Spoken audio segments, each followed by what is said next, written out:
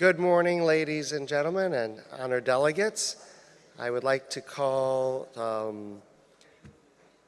today's 8th open session to order. The topic will be genetics and diversity to enhance cotton productivity. I would like to give the floor to our chair, Mr. Suresh Kotak, past president, the Cotton Association of India. Over to you.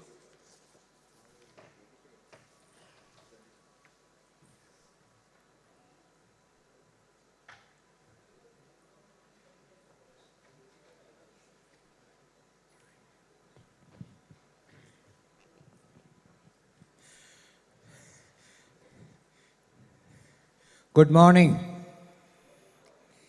and I'm sorry for delay due to traffic of Mumbai. Uncertain. Friends, today our session is on genetics, its diversity, and how this can be used to enhance cotton productivity. We have number of good speakers and a number of aspects which needs to be covered, and number of aspects will be discussed by Dr. P.J. Suresh and Dr. Annette Bennett, then our friend Axel Deering, who is known for quality, fiber quality, then in biotechnology, Dr. Samir Sawant, and I would request every participant to keep 15 minutes target, because today we have to catch up other sessions too. And so let us, my vice chairman is himself a leading expert on this kind of technology and is a practicing person, so I would request him to add some comments. Thank you, Chair. Good morning, everybody. It's a pleasure for me to co-chair this session, and since we have 4 speakers, I would not be between you and the speakers. Let me quickly introduce the first speaker, Mr. P.J. Suresh. Mr. Suresh is an entomologist by profession. He also holds a degree in business administration, master's degree. He specializes in regulatory services, product development, and risk assessment, with more than 3 decades of experience in these fields. Mr. Suresh is widely acclaimed for his stewardship in IRM, insecticide resistance management, integrated weed management, and so on. Currently, Mr. Suresh is the lead regulatory advocacy with the Bayer Crop Science India. May I now request Mr. Suresh to come onto the dais and enlighten us on the topic, innovation in seeds for sustainable and economic production.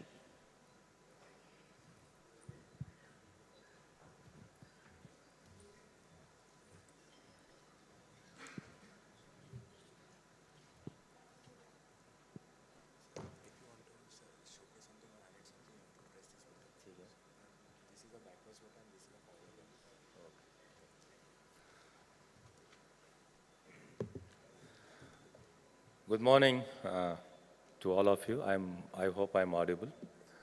And thank you for this opportunity, Chair and Vice Chair, as the long citation given by the Vice Chairman and the dais.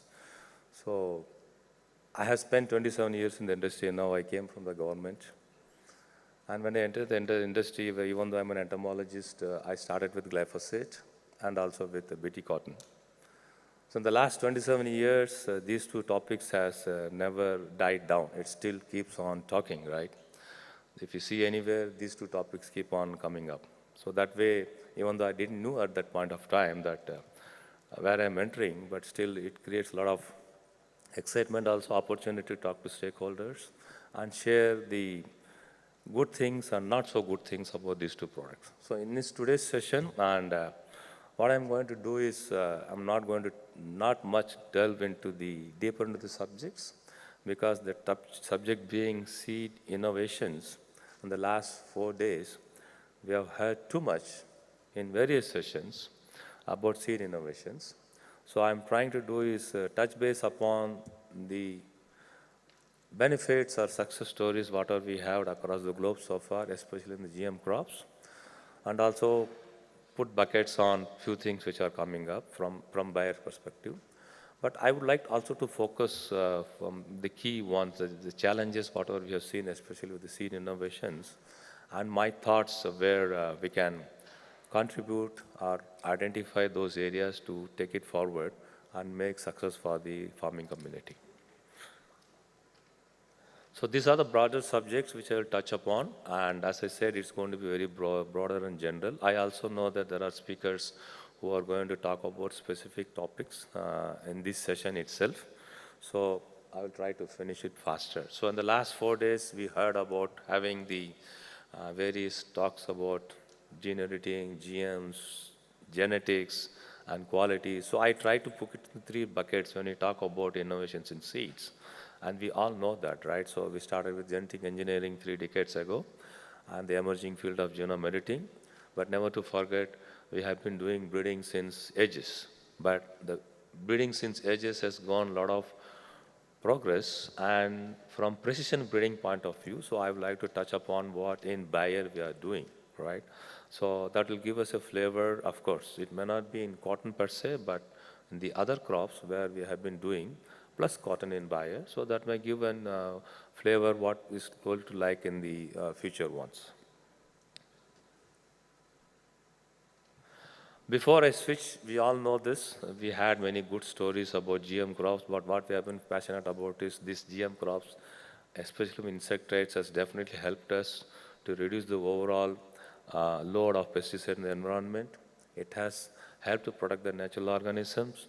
Also from biodiversity perspective, the best point is that from the farmer point of view, the exposure of the pesticide loads to farm workers has significantly gone down, right? So there may be other views, I am sure, but overall we are seeing from the what's so positives from the GM BT cotton or the GM other crops, that's what we have. While we have that, we also had the HT crops coming in, where the farmers have been very quick to adopt because of the reason that they've seen the benefits, right? And if you see in the last 27 years, 28 years, the insect resistance and herbicide tolerance has been, the adoption rate has been very, very high, especially in India where I am here. The BT cotton success stories, adoption has been very high, right? Which was not predicted or precedented. So we do have in the HT crops that we have seen some of those benefits, surely protecting the soil, which is the main one, especially the topsoil, which is the good one and which is required for crop cultivation. It helps to have the less erosions, reduce the compaction of the soil, and also contribute to the greenhouse gas emissions, which we have been talking in this forum a few days before.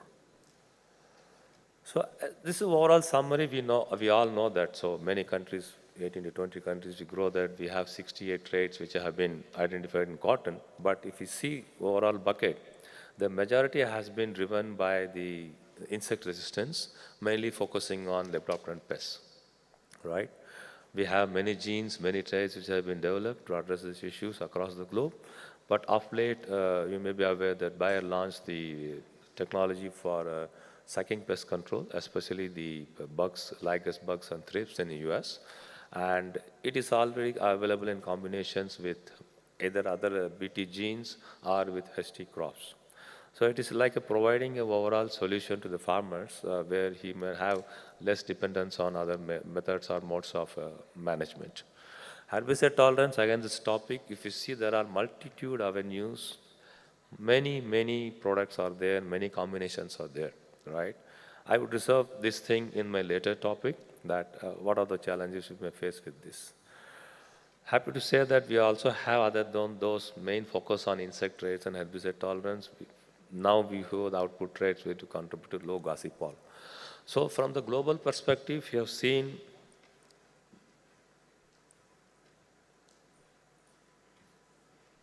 right. So I think one slide is going away. So yeah, so from buyer perspective, so we have starting from the individual single gene of Bolgar to the third generation, fourth generation sucking pest we have developed.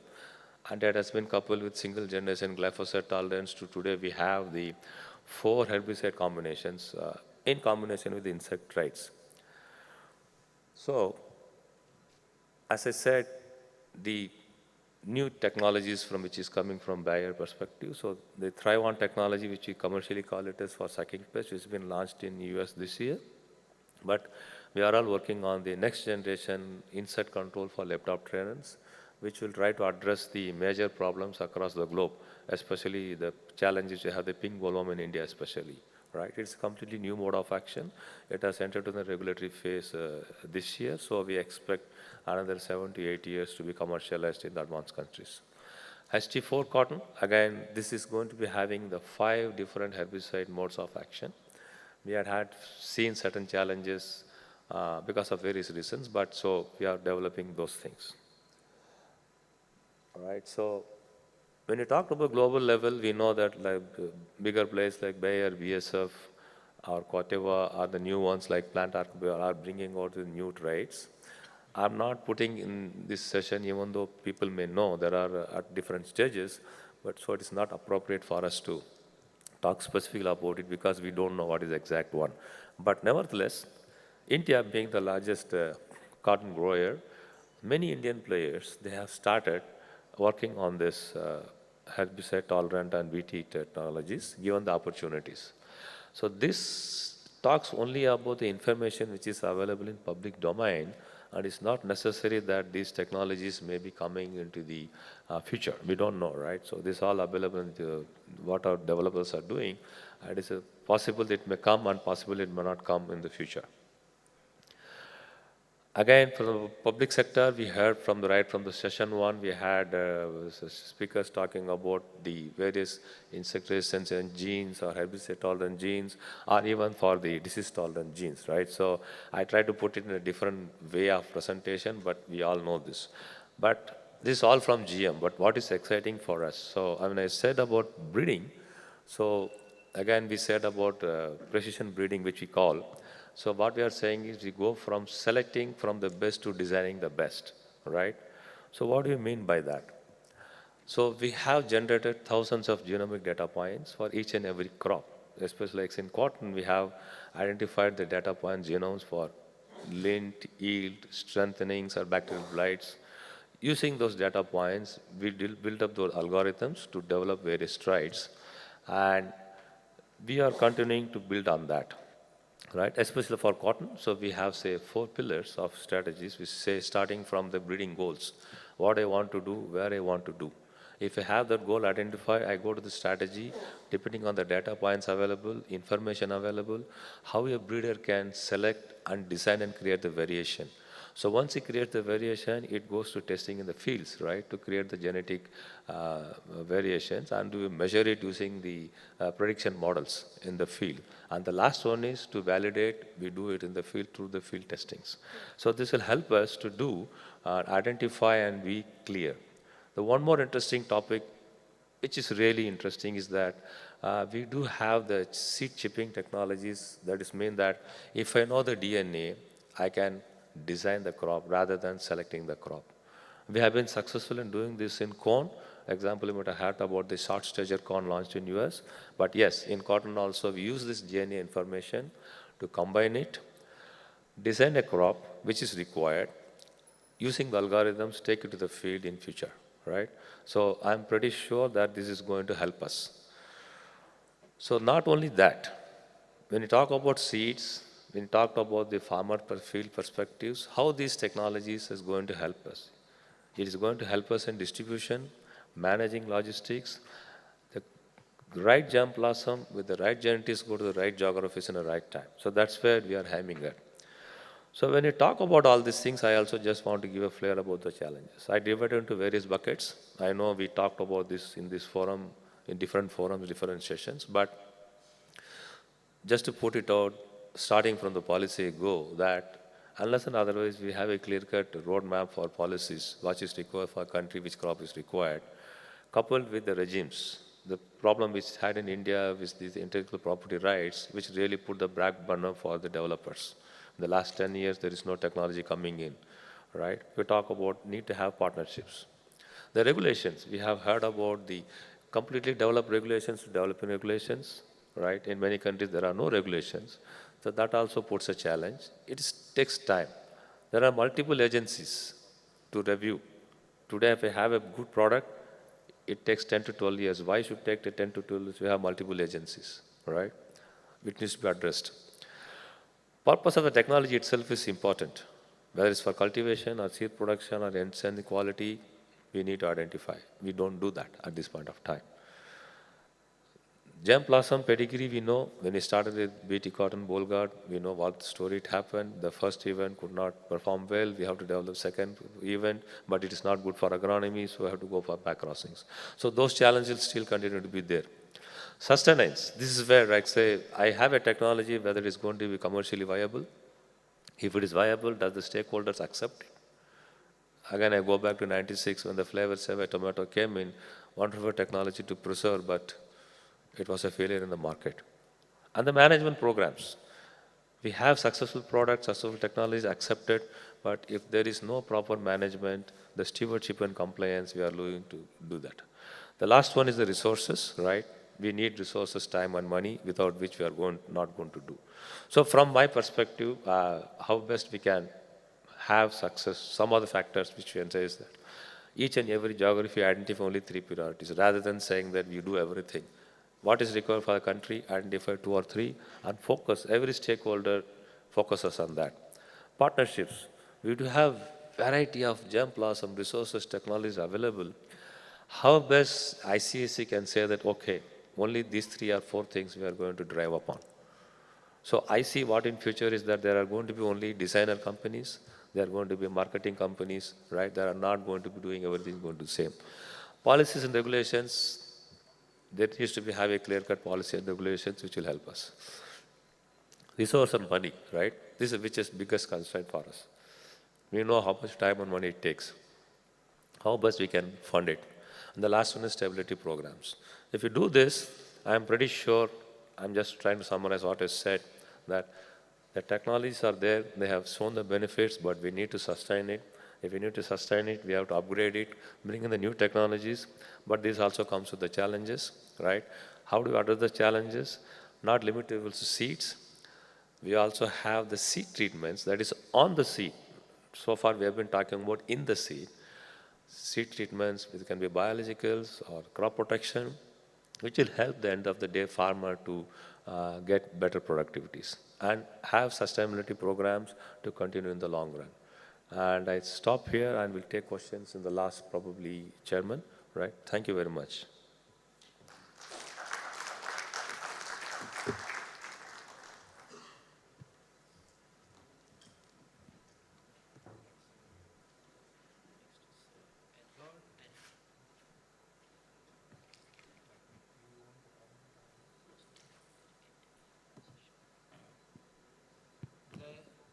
The second speaker is Seeds for Dr. Annette Bennett, Technical Manager, Cotton, South Africa. Seeds genetic diversity, germplasm information and exchange, issues for solving. You will introduce, please. Thank you, Chair.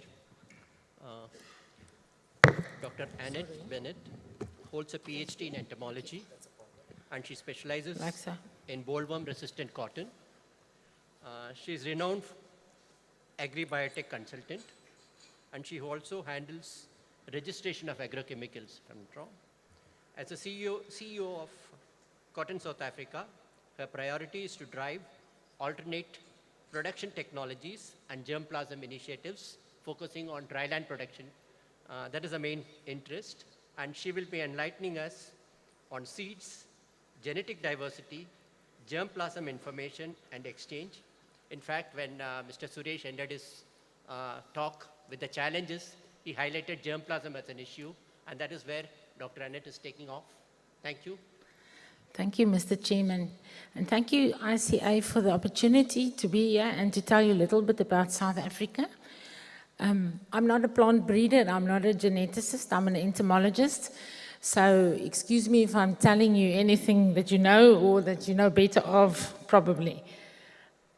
So just to give you a little bit of background on South Africa and cotton SA, our main core functions are quality analysis and quality control through our laboratory, research and development, and then in particular cultivar development, farmer development, transformation in South Africa, and production, training, and the information transfer. So if we look at the map of South Africa, you'll see there the circle in red is the dryland areas that we want to develop, in particularly in the northwest. The yellow areas is traditional planted cotton areas, which now is not planted with cotton, so that's where the potential lies. And the green areas are where we're planting cotton at the moment. Just to show you what our crop looks like, it's almost embarrassing to say, but this year 70,000 bales, actual bales, has gone through our laboratory, of which 4.25% is smallholder representation, making up just over 2,000 bales. So we have lots of room for expansion and increase in production. So in South Africa, we have technology. We have second generation technology. We've recently introduced new harvesting technology. We have spindle pickers and a new stripper technology.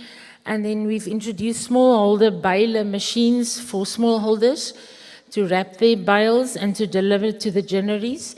The ginneries don't want to take wool packs anymore, so they deliver in plastic wrap bales. And then, of course, under research, we look at agronomic research, pesticides, insecticides, defoliators. And then the breeding program in the past was managed by the Agricultural Research Council. Unfortunately, now there's nothing going on, and the research from their side is very limited. So why cotton? And why looking at germplasm? Specifically for dryland cotton. In South Africa, cotton is better suited for dryland production than other crops like maize, sunflower, and sorghum. It rotates well with glyphosate-tolerant crops like maize and soya. It's a good rotational crop for sugarcane. The sugarcane farmers have found if they alternate with cotton on a 7 to 8 year basis, they need much less fertilizers on the sugarcane afterwards, and they get an increase in yield. It's dryland and irrigated, it's water efficient, and of course, more important for our smallholders, it alleviates poverty. We have a figure of 1.35 per hectare, an extended family benefit of 5.3. So the challenges we have is weed control, and then increase in production related to short season cultivars. That's why we want to look at germplasm, approximately 140 to 145 days post-planting cycle. Environmental challenges, job creation, and then natural resources. In South Africa, we have large electricity problems. We have load shedding. About 8 hours per day, we don't have any electricity, and this is a big problem for farmers. They have to schedule their water. They have to get up at 2 o'clock in the morning to go and put their pivots on, which is a huge security risk. So why do we need germplasm? To make use of available soil moisture, to get maturity of the fiber in a short season cultivar it's going to be difficult. At present, we have 2 cultivars really planted by commercial farmers, DP1240 and Candia, and then 1 cultivar for smallholders, which is called Paymaster. The technology has become stagnant and has been there for quite a while. Access to other germplasm will depend on the presence of traits in this germplasm, and no conventional cotton is planted in South Africa. We cannot revert back to conventional varieties because the benefit of the GMO impacts considerably on the farmers. So we have Bogart 2, Cry1AC and Cry28B genes stacked with Roundup Ready Flex. As I said, only 4 cultivars in total, including Refugia. It's bollworm resistance and glyphosate tolerance. It was deregulated in the stack gene combination in 2002, and it's been there over 7 years, so it's become a bit stagnant. No introduction with other cultivars with the same traits can be done with permission from the patent holder, and we cannot revert back to single gene traits. We've tried to bring in seed from South America. The patent holder won't allow this due to stewardship of the technology. So other workers working on germplasm mention a slowing in genetic gain over time in isolated programs or countries, leading to the overall genetic variability being reduced. So the question about technology, does it limit genetic diversity or does it not? The exchange of germplasm to support breeding programs should be easy. Unfortunately, cultivar development is hampered by multinational companies who restrict access to their germplasm through intellectual property rights on the patent, and of course licensing agreements on specific cultivars. This results in an overall reduction in the movement of germplasm between germplasm resources, resulting in the limited exchange of genetic resources.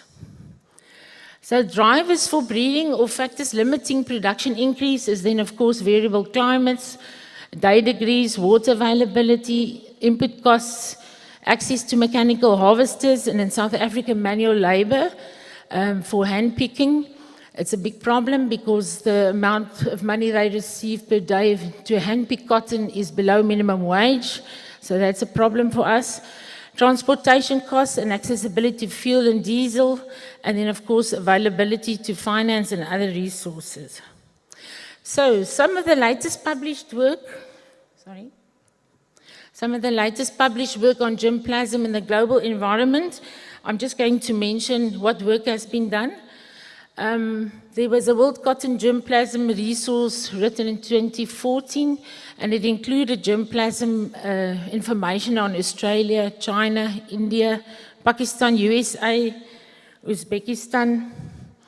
And then in specific, I looked at the literature from Campbell et al., Frankel, Egan et al., and Stiller, Hinze, Smith, Van der Westhuizen, and Malinga from South Africa, and then Voigt. So all of these writers and authors did a lot of work on germplasm, and I got some points from their work.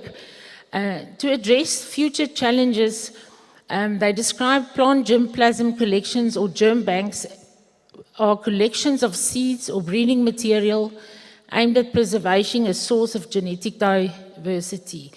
There are different kinds of germplasm collections: base-up collections, backup collections, active collections, breeders or working collections, and then in particular core collections. Now, core collections represent diversity in germplasm and wild relatives of cotton with limited resources. So core collections, accession to core collections must be ecologically and geographically distinct from each other, probably representing allopatric species. They must be comprehensive, multi-organizational, and international. Many other crops like chickpeas, mung beans, peanuts, all those crops, apples, have core collections. Cotton is represented by 8 countries, mostly in germplasm resources, and smaller collections can also be created to serve a particular purpose, like representing resistant lines for a breeding purpose, and they're normally 10% representative of the whole germplasm. In cotton, only currently a few core collections are represented globally, and I'm quoting one of the papers. They said there's no core collection in Australia, but you can correct me if that's incorrect. So genetic diversity of germplasms represent a bouquet of characters important for South Africa. In South Africa, we need a plant with a structured, short, compact framework, balls closer to the stem for machine picking for commercial farmers, with no monopodial branches, a short season of 140 to 150 days, resistance, of course, to sub-insects, and I'm glad to hear this technology coming, looking at sucking pests, a high initial shoot and vigor, and then, which is a problem under dry land, and then of course a high gin outturn and good quality fiber. So that's what our dryland production looks like in the Schweizer-Reneke area. It's a great area because it's got a water table. There's a potential of 200,000 hectares that can be developed. If we can just get the cotton up and the taproot to reach the water table, there's a lot of potential here for South Africa, and we hope to unlock this potential with new varieties. So the possibilities then is to look at germplasms who has early maturing cotton cultivars, and I see in some germplasms of those countries there is such germplasm.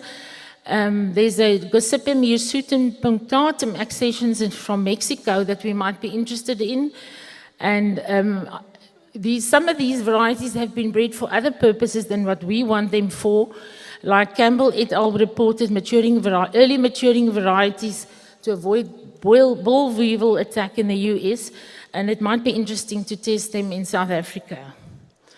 So the South African germplasm itself is very limited. It was kept by the ARC, formerly known as the Tobacco and Cotton Research Institute. It was renamed to the Institute for Industrial Crops. It's now called Vegetable, Industrial and Medicinal Plants. Accessions is from 1960 to 1990s, about 1,700 accessions. The usual steps like a material transfer agreement must be in place, and it's got 4 species as far as I can make it up: Hirsutum, Barbadense, Haaknesai, and then also the wild cotton subspecies Africanum. The total species list is unknown. It's very difficult to get any information on this germplasm, even if it's in our own country. And Van der Westhuizen in Malinga has done a desktop study on the germplasm.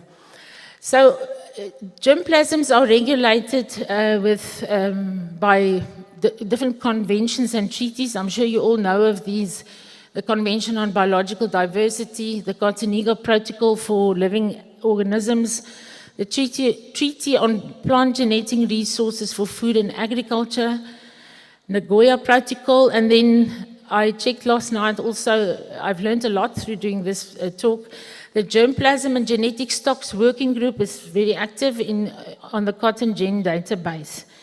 And I see mostly China and America are quite active on this working group. So what influenced the advancement of plant breeding programs? Funding, registered patents, the cost of research, and the cost of introducing these traits into seed, from which the seed can then be multiplied, certified, and released. Influences the seed price also, and the royalty payments for the licensee. Then the cost of molecular tools. There's a lot of molecular tools, as mentioned previously, and they focus on specific agronomic and phenotypic characteristics. They use markers to identify certain genetic diversity across the germplasm, and they can then be used to look at adaptations to stress, emerging pests, environmental change, and competition. Sorry, I jumped ahead with that one, but anyway. So just for an example, there's a Heitzer et al. Used a molecular marker in a cotton SPN array that relates to nutritional value of seed. So molecular techniques can then be used, of course, for savings in cost, time, and opportunities, for visual observations, to distinguish between differences or homologies in accessions, and to correlate polymorphisms.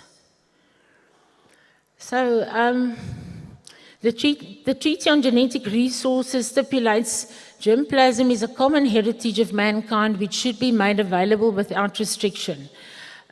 Collaboration is one of the main things that we must look at, and looking at gene bank entries by a complex of specialists, entomologists, pathologists, breeders, nematologists, and to be comprehensive and inclusive. So I'll rush a bit. So in conclusion, to facilitate germplasm exchange and promote cotton breeding, we need long-term financial support. In South Africa, this is a big issue. We don't have money to look at germplasm. Look at storage guidelines for seed in a germplasm bank. Guidelines, we need guidelines to collect descriptive and molecular data, and the establishment of multinational collaboration. A greater emphasis must be placed on the identification and dissemination of germplasm to overcome challenges. And there's a desire to maintain patented technology. It can be a hindrance in developing small markets, meaning that we cannot bring in germplasm from other countries if it doesn't have the same technologies, Bulgard 2 and Roundup Ready Flex that's in South Africa.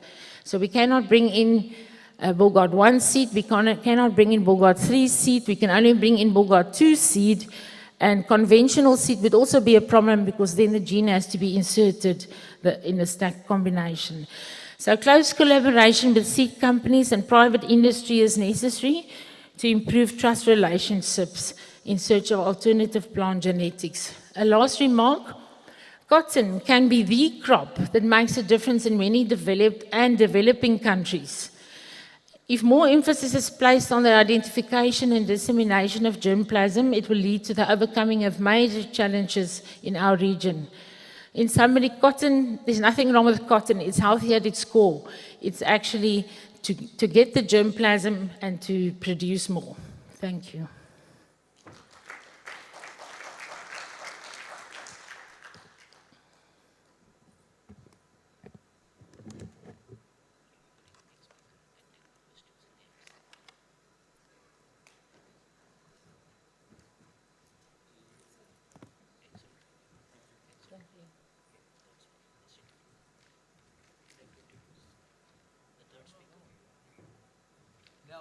Speaker, Mr. Axel Drill. I think Mr. Venugopal will be able to also introduce. Of course, I know him as a good friend since last 30 years. Thank you, Mr. Chair. Mr. Axel Dreiling is a world-renowned personality in fiber testing. He's an expert on that. He is acclaimed for his development of various protocols and guidelines for testing and standardization, not only on cotton, but also other natural fibers. He is a member of the ICAC task force on CSITC and the chairman for the International Committee of Cotton Testing Methods of the ITMF. I had the fortune of meeting him during the World Cotton Conference 5, held in Mumbai almost a decade back. He is also known for his expertise on traceability of cotton. May I now request Mr. Axel Dreiling to deliver his talk on challenges of fiber quality, please. Dear Chairman, good morning to all participants in this early morning. I was asked by Dr. Kranti to report about challenges for fiber quality, and I'm happy to do so. I will not report about genetics or breeding, but will be a bit more general and talk about quality. So the topics are, what is quality? And I will show the demands from the different sides along the value-added chain. My main topic for the presentation will be the results of a spinner's survey on cotton quality demands. It will be added by some results of a retailer survey. And finally, I will show where or how this quality can be influenced. At first, we got the view on quality from the trading perspective. It's always a very short view because for every quality that you put into the contracts, you have to guarantee, and therefore it shouldn't be too many. So we have length, color grade, leaf grade, micronair, partly strength, and there are some unusual ones, but it's very limited. So here's a list of quality parameters that we are looking at. It's for fineness, it's not only micronair, but fineness and maturity. We have some parameters for length, which is a staple length, average length, uniformity, and short fiber index. We got strength-related properties, which is not only strength itself, but additionally elongation and work to break. We got color-related properties, trash and bark, and we got other contaminants. And besides, there are several other properties which I will not focus on today. If we, on the other side, do not look at the spinners, but at the quality demands which are coming from the consumer. I got this very nice citation. Cotton fibers are natural hollow fibers. They are soft, cool, known as breathable fibers and absorbent. Cotton fibers can hold water 24 to 27 times their own weight. They are strong, dye-absorbent, and can stand up against abrasion wear and high temperature. In one word, cotton is comfortable. Sounds nice, but certainly there are some problems seen by the final user too. So, for example, it's sustainability issues, it's long time that's needed for drying these fibers, it's wrinkling, it is missing dimensional stability of the garment, and it's more expensive than synthetics. The view from garment and its users is totally different from the one from the production and spinning view. But additional properties which should be considered are given with this. And it could even be possible to breed properties that are for the direct, feelable benefit for the consumers. Then I go to the cotton value-added chain. Finally, we're looking at the garment quality on the right side with color, color stability, and so on and so on. They are sorted to aesthetics, comfort, durability, and maintenance. The final consumer is not really interested in the fiber type, but he is interested in his comfort. The garment quality demands according fabric quality. The fabric quality demands on different yarn qualities which are given, and the yarn quality and the spinning process both, they demand on the quality of the cotton fibers. So we have to look at the complete textile chain in order to see the quality demands on the cotton fibers. I will not report on this in detail, but principally it shows the matrix between the fabric characteristics and the yarn properties which are behind, and we can see the very complex correlation between them. The same is given here for the for looking from the quality characteristics of a yarn back to the fabric properties. And again, we see that a single parameter in yarn, like the naps in yarn, depend not only on one property of the fibers, but on several properties like fineness, maturity, length, short fiber content, and so on and so on. But I will not talk about these details here. In addition, we got the different spinning methods, and each spinning method on the one side produces different yarns with different qualities and on the other side got different demands on the fiber qualities. So this is the first rough overview. If we're taking a more general view, so from the farmer's side, there's cotton quality, yes, but the cotton quality is seen in comparison to the cotton quantity. That means the yield potential and the actual yield. The farmer is looking at the achievable price per kilogram, but that's not all. That's related to quality, yes, but that's not all. Finally, the farmer is interested in the achievable income per hectare, which is related to the quality and the quantity. On the other side, if we look at the spinners, yes, they are interested in quality, but they are interested in the input material costs too, and cotton fibers are the main input factor for the costs of a yarn. So the spinners, they need a minimum but assured quality. And the spinners will, on the other side, avoid paying for quality which is beyond the necessary level, because this is not effective for them. So what are the challenges and the prerequisites with impact on quality and quality demands? They are coming from cotton production. An example are the environmental changes or climatic changes with higher temperatures, with increased stress on this, with El Niño effect. Recent examples are Australia, where the color grade now changed due to the rain which was given, or in Greece, where the flooding didn't only lead to less harvested amount, but also reduction of quality. And there are certainly new pest infestations which influence quantity and quality. Another impact is certainly given with harvesting.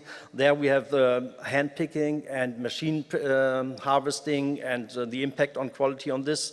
And with the machine harvesting, we have picker or stripper, again influencing the quality. In the ginning, faster ginning leads to more demand on the quality of the fibers. And there's new ginning methods which are coming into the market. From the spinning side, there's the utilization of new spinning methods, and there's an increased demand, quality demands for yarns for their processing. And we have improved, on the other side, we have improved cleaning possibilities. From the textile production, we have an increased competition to man-made fibers, which is on the one side synthetic fibers and on the other side cellulosic fibers. And finally, we got changing consumer demand or customer demands.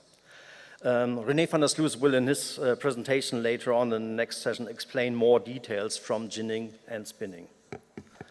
Now, the results that I'm showing are from the Bremen survey on cotton quality demands, the so-called Spinners survey, which we did in 2021. We already had one before, and in parallel, we had a retailer survey. And so these results are coming from here. We had 249 answers or respondents. They were mainly coming from spinning, so 71% were coming from spinning, but they were also including some other company activities. And we covered all important countries or regions from cotton processing. And we covered a wide range of productivity from less than 10 tons to more than 100 tons. The yarn counts were from below 15 to higher than 60. Spinning technologies was mainly 84% ring spinning, certainly compact spinning, rotor spinning, but we even included 27% of air jet spinning, so we could get good answers for air jet spinning too. From the retail survey, we included mainly brands and retailers and focused on Germany. The question is, what are the reason for choosing cotton sources? And yes, the most answered, quality is the most important part why the spinners choose a specific cotton source. Less important is the availability or reliability. Less important, and that's very interesting, less important is the price. And least important is sustainability. So this is the answers which were given. Important yarn properties are mainly tenacity, evenness, and naps, and they can be traced back to the cotton properties which are necessary for this. This is the main slide, and I won't go through all the numbers here, but it's divided up into cross-section related properties on the left, then length-related properties, strength-related properties, color, leaf trash, and contaminations like given before. And we can see that the most important quality group is length, and after length it is strength and cross-section related properties. Interesting is for length that the short fiber index is more important than the staple length, and even the uniformity is as important as the staple length. For cross-section, micronair is the highest, but it's only as it is typically known. For micronair, it's consisting of fineness and maturity. So we can see here what's the importance of fineness and maturity seems to be more important for the spinners than fineness is. For strength, it's not only the strength itself, but we had also elongation and work to break, which is given there. And still important is the trash and the contaminations as stickiness, naps, and seed coat fragments, and foreign matter. The next question was, if you could improve one fiber quality, one property, which would it be? And we got most answers on length related. It's 45% is length related, and it's much less for strength related, fineness related, or other contaminants. Most is length related. And if we go to the details here, then we can see that for length, the main point really here is, with 18% of the answers, is short fiber index. And the second one is the uniformity, and less is the staple length. This is very interesting for me, in fact.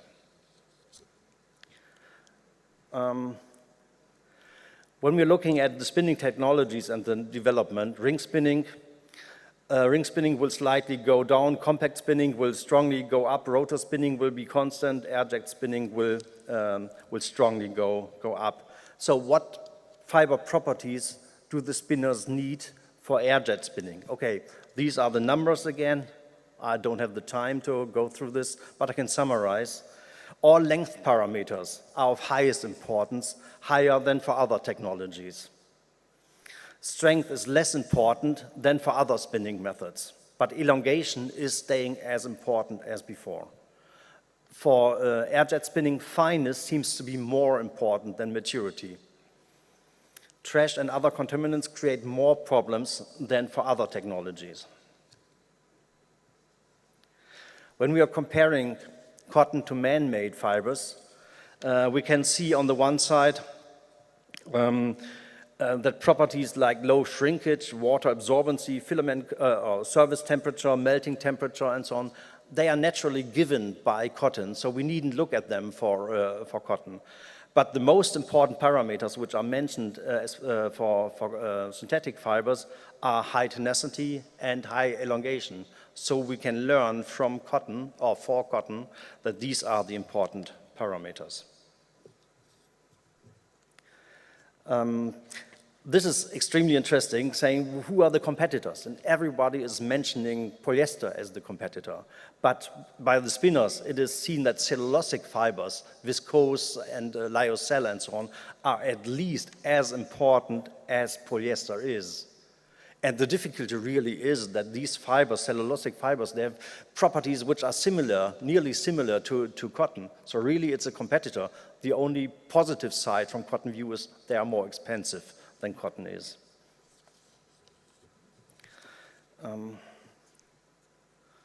So why are they, the spinners, blending?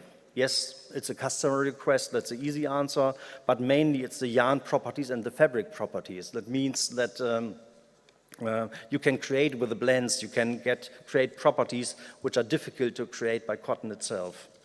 If we look at the retailer survey, yes, the most important one is the price. But after this, it's again the properties like the durability, the easy care, and so on. So these are the properties which can be better fulfilled by blends than by cotton itself. Where to influence cotton quality? The most important sentence for me is that cotton quality is influenced in every segment of the cotton value-added chain. Every segment has its own responsibility and can preserve or deteriorate the quality. So certainly genome and breeding, but certainly agronomy with the influence by the weather, irrigation, nutrients, and so on. Harvesting is of great influence with the harvesting time, with the hand picking and machine picking, with the machine type. And the influence is on maturity, trash content, contaminations, color, and foreign matter. Ginning certainly has an influence mainly on fiber breakages, with this on short fiber content, on trash and naps. And even testing has an influence because only those properties that you can suitably measure can be influencing and can be a basis for developing. So coming to the conclusions, a very wide range of quality parameters is given already for spinning, more than those that are typically used for trading, and these should be considered and addressed. Each step of the value-added chain has a different view on quality and its relation to the fibers. For breeding, it is hence important to understand the textile process. It will even be useful to look at the quality demands of the final consumer, if or how their demands can be fulfilled. But quality is not the only aim. but it is for farmers always in the relation to quantity to the income per hectare. One major aspect for improving cotton quality is suitable payments for the quality to the farmers. Spinners do not need the best quality, but they need a minimum and assured quality for a considerable price. With changing prerequisites, the demands on the various quality parameters are changing, and the example is air-jet spinning. With the survey, we learned that quality is still the most important factor for choosing cotton sources. Although other properties are important too, length is still the most important property group. Length is defined as staple length plus uniformity plus short fiber content being at least as important as the staple length itself. Besides length, strength-related and cross-section related properties show the highest importance, but several contaminations are also important. With the increasing use of new spinning technologies like air-jet spinning, the demands on cotton properties are changing. Length with all its parameters is getting even more important. For fibers competing to cotton, cellulosic fibers are as important as polyester. Cotton blends with other fibers will increase. They are combining the benefits of all included fibers. A look at the man-made fibers shows on the one side the natural benefits of cotton and on the other side the importance of both strength and elongation. Cotton properties can be influenced on many stages, not only by breeding. Every segment of the value-added chain has its own responsibility and can preserve or deteriorate the quality that is potentially given in genes. Measurements should be able to reflect all important quality parameters suitably. So thank you very much for your attention, and I would like to thank specifically Jean-Paul Gollot and Marc Gibon from CIRAT and my colleagues Jens Wirth and Carsten Fröse at the Cotton Exchange. Just for you, for information, we are planning for a close cooperation between CIRAT and Bremen in order to combine the knowledge from genetics, from breeding, up to testing quality of the bale and up to textiles. And we hope we can give more impact with this. Thank you very much.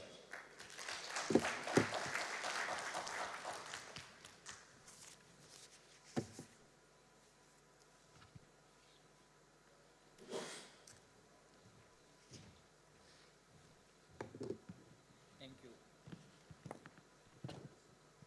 Now, we shall have Dr. Sameer Sawant, Chief Scientist, Molecular Biology, CSIR, NBRI, Lucknow. He will speak on biotechnological interventions for improving cotton productivity. He will be introduced by Dr. Venugopal. Thank you, Chair. Dr. Sameer Sawant was working as a Chief Scientist and Area Coordinator in the Division of Molecular Biology and Biotechnology at the CSIR NBRI located in Lucknow in India. He specializes in plant molecular biology, biotechnology, genomics, epigenetics, and genetic markers. He has developed a biostimulant technology for cotton yield improvement, for which he earns a patent in the United States. Dr. Sawant is a fellow of the National Academy of Sciences and the International Society for Environmental Botanists. May I now request Dr. Sawant to deliver his lecture on the topic, Biotechnological Interventions for Improving Cotton Productivity. Please. Yeah, thank you, Chair and Co-Chair, and thanks ICAC for giving this opportunity to present my research work. So my presentation is going to be a little bit different because I will be talking about some of the research output which we have got and how my laboratory is contributing in improving the cotton productivity. So I'll be talking about three different technologies which we are working on. Like the first technologies which we'll be talking about is biostimulant technology, which we named as Samriddhi. Samriddhi is a Hindi word for prosperity. Then I will be also sharing some of our research achievements on developing molecular markers and I will be talking about genome editing technology for developing synchronous flowering and determinant type cotton. Something about drought, but yeah, I will be majorly focusing on these three topics. So coming to the biostimulants, I think this is a very good examples, like, this has come as an output of our very fundamental research work which we are doing in our laboratory for how the cotton fibers are developed. And we got an opportunity to translate this particular work. There are two different companies, and this has been done in public-private partnerships. The companies like Tiara Seed Sciences, they were involved in developing this technology, as well as then eventually UCP Chemical, which produced this particular molecule called anacardic acid. They are the bulk producer in India. And eventually this technology has been tested by ICR under AICRP trial. So this is my lab interest, and this is where actually it starts. Like we have been talking about last 4 days on cotton fibers. Like this is how actually the fiber commitment happens. Some of the cells on the oval surface get committed. So there is a lot of interest, not only in terms of production, but the geneticists, biochemists, as well as the molecular biologists, they are trying to understand why few of the cells get committed to develop fibers and not all. So this is a very interesting topic, and there are several regulators are being identified for cotton fiber development, which include genetic regulators, signaling molecules, and a recent interest on epigenetic regulation. So, so my laboratory is also actively working on some of these regulators, especially the recent interest on epigenetic regulators, how the epigenetic regulators contribute fiber development. So during this particular study, like we are focusing on one of the epigenetic regulators called histone modifiers, and they are the histone acetylations. So don't worry about this technical slides, but basically it explains that this histone modifiers can be studied by using a small molecule. So one of this molecule, like anacardic acid, this is nothing but a phenolic acid, which is extracted from cashew nut oil. And this actually inhibits one of the histone modifier called histone acetyl transferases. And there is another molecule, there is another machinery which actually is a histone deacetylase, there is a trichostatin. So we have been using these small molecules to study fiber development. What we identified that, when we give the treatment of anacardic acid, either during the initiation stage or during the elongation stage, it significantly improves the cotton biomass in vitro oval cultures, and that actually excited us, and we took these particular molecules for field study. Okay, so not only it actually promotes the initiations of fiber, but also rapidly, it also, we have seen that there is a rapid elongations of the fiber. With this particular results, we actually, so we tested these molecules in 2013-14, the Kharif of 2013, in collaboration with Tiara Seed Sciences, and what we have seen that it significantly improves the cotton yield. We have seen the larger ball weight, and with this studies, and also we have seen the advances in ball maturity. We have seen the significant advances in the ball maturity. So with these advantages, we have then studied these particular molecules in different field trials. So some of these field trials were like a limited field trials. So we started field trials in 2013-14, then 15-16, 16-17, and 17-18. So earlier our field trials were limited with the molecules which are sigma molecules. We bought it from sigma, but eventually from 2017-18 onward, we this UCP Chemical, who are the bulk manufacturer of this particular molecule, got into pictures, and we collaborated with them for development of this technology, because the cost of these molecules is very important, and with the involvement of UCP Chemical, the cost of these molecules was significantly reduced. And eventually, last 2 years, this particular molecule has been tested under AICRP by CICR Nagpur. So these are the, I am just showing, consistently we have identified the 10% improvement in our trials, but under AICRP trials, which has been done at 8 different locations, what we identified that, there is a significant improvement which goes up to 25-26%. So we are excited with this particular results.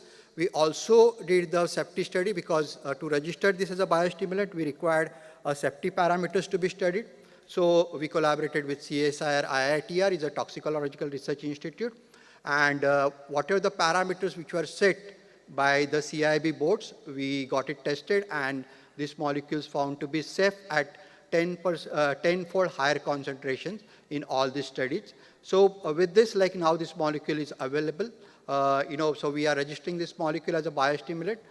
We also do a lot of fundamental study that how these particular molecules actually promote fiber development. So I am not going to technical details of what study exactly we carried out, but actually it indicates that these particular molecules promote cotton fiber development by inducing the auxin pathway, as well as it inhibit the cell cycle because cell divisions and is inversely proportional to the endoreduplication, and endoreduplication is very important for the fiber development. So we have now also identified some of the regulators which we are not, I'm not presenting it here. So this is the first technology. Now I'm coming to the another thing which we are working, that is genome-wide association studies for important agronomical traits. So the traits which we are considering on yield, quality, identity planting, and different stress condition. This work also been done in collaboration with Tiara Seed Sciences, Hyderabad. So total 32 parameters which we considered, which includes 8 biotic and abiotic stress parameters, which includes both drought tolerance as well as 7 different biotic stresses which are important for India. Then there are 5 fiber yield related parameters, 8 fiber quality parameters, and 11 plant architecture parameters. This study includes 320 core. So this 320 core, the 320 germplasm, which has been selected from previous studies of Tiara, which almost 50, which includes 1,000 genotypes, and we from 1,000 genotypes we brought it down to 320. These has been evaluated in field trials at 3 different locations for viruses, and for whitefly we confined to North India, that is Abor in the Punjab, and the rest of the trials were done in 3 different locations, which include Yavatmal and Aurangabad in Maharashtra, and then Hyderabad in Telangana. So this field trials, then we recorded all the parameters. We also resequenced these 312 genotypes. We generated a total of 13 terabyte data, which include 13 million total SNPs, which we identified. Out of quality filtration, we proceed with 3.2 million SNPs for genome-wide association study. Our genome-wide, this 3.2 million study in population structure show that 320 genotype can be classified into 5 distinct genetic population structures, and we have a LD value of 100 kb, indicating a very strong correlation with the trait phenotype.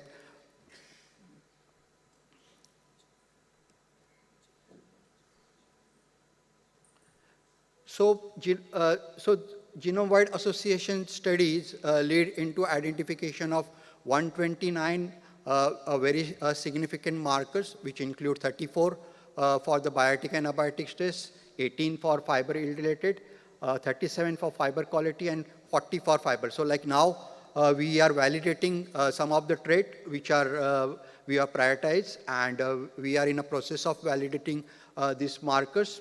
I'll just show you one slide that, for the quality related QTLs, which we identified, we seen the expressions of the genes during the fiber development, and which actually indicate they are very specific in expression during the fiber development, which excite us, indicating that they may be very strongly correlated markers with fiber development.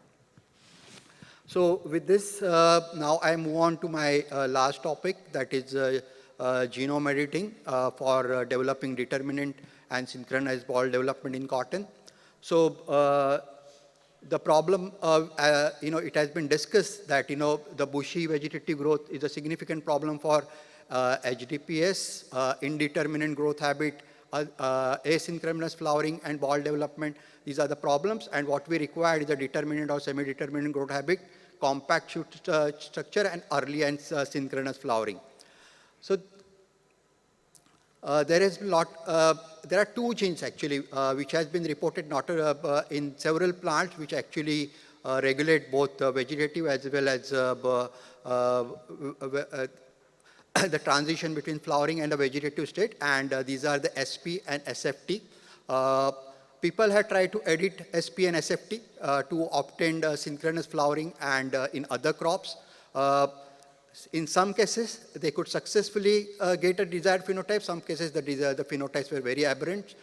We are focusing on a novel approach of targeting their cis-regulatory elements. And the excitement which I wanted to share, that now we have a confirmed edited lines of these genes, and these are the all cis alleles, what we call. And we could see a synchronous, this is a phenotype of one of the edited line, which shows the synchronous flowering. Then we have, a very exciting phenotype of clustering of balls, which is more of a sympodial growth in this particular phenotype, where we have both editing in both SP and SFT cis regulatory element. And then we have a very compact type of phenotypes. Like now, these are the novel cis allele which are available with us and which can be important for development of future genotypes or the varieties for high density planting. So I finish with this concluding slide. So like now we have this technology, Samriddhi, which we feel that can be important. I think I have seen the presentations where other molecule like mercaptochloride been used for enhancing. I think this is another molecule and which can be taken immediately for, especially for the high density planting system for promoting the fiber yield. We have 129 potential markers which are identified from Indian genotypes, and they will be very soon available. We are in a process of validating these particular markers, and once validation, they will be available immediately for molecular assisted breeding for not only in our laboratory, but also it will be available. And now we have excitement of this novel cis alleles, and this allele can be used. I will be happy if anybody want to collaborate. I like to just finish my talk by thanking my postdoctoral students like Dr. Sunil Kumar Yadav is a PhD student, and he's now postdoctoral fellow at University of Washington. He has done the work on this, identified this particular molecule, anacardic acid for promoting growth development. Babita especially working on Jivas, and Shatrujit Pandey works on the genome editing. I like to thank my collaborators, Tiara Seed Science, UCP Chemical, and also CICR for AICRP trial of this particular molecule. And this entire work has been funded by our parent organization, Council of Scientific Industrial Research. And thank you very much for providing this opportunity. Thank you very much. And now, friends, we will open the session. We would request all the speakers to come on the stage and grace and face all the kind of questions to clarify.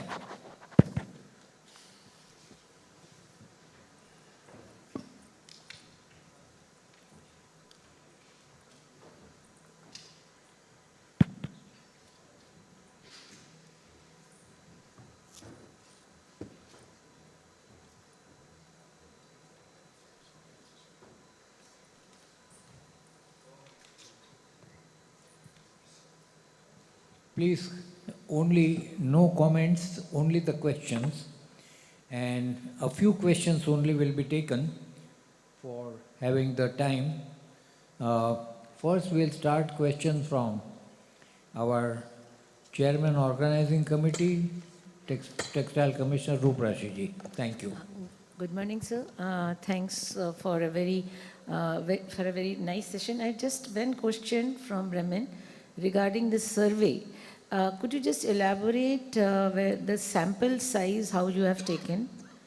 And I have one reservation there, that when he talked about cotton, the last quality of obvious sustainability thing, I don't think that that is what we should, in this fora, say that as if there is an obvious thing about sustainability concern after the presentation by Dr. Kranti. Second is a comment, but the first one, if you could explain the way they have taken their 251 or whatever sample size while working out on the various quality parameters. The survey was a survey for the spinning mills. That means we were sending out the questions to more than 1,000 addresses, and we got answers from 250. We had 30 questions on this, directing to all different things, and the answers were those answers which were given, which I summarized. And sustainability was one topic inside. Yeah. My supplement, how do we say that these are the representative in terms of the representative sample across the whole spinning domain? This cannot be guaranteed at all.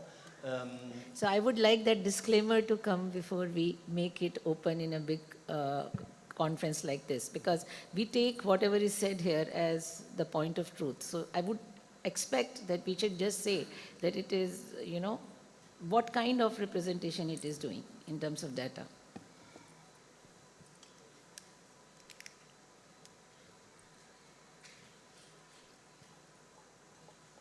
That's it. Thank you, that's it. I just wanted to be sure that what I thought, that's it. Thank you. Next question, please. So, anybody, next question? Where is that? Yes, sir, please. Good morning, Chair. I would like to raise two questions. One is to the representative of Bayer, and second is to Mr. Dryling from the viewpoint of spinning. Now, we have seen a big variation in the yield from similar technologies, and let me take two examples. One in West Africa, and the second is in Asia. Now, with India as well as China being the largest producers of GMO-based cottons, there's a huge differential in the productivity. China is more than 3 times of India.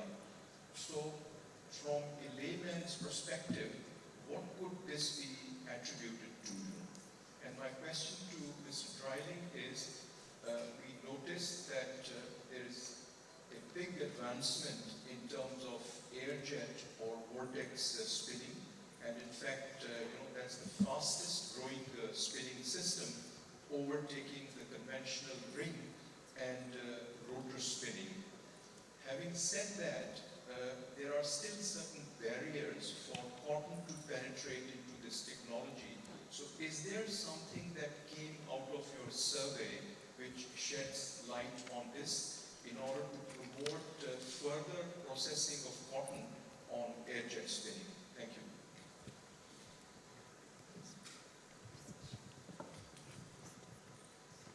So thank you for the question. So your first question relates to the productivity differences between different geographies. So there is not a single answer to this point, but I would say mainly it starts with the genetics available, right?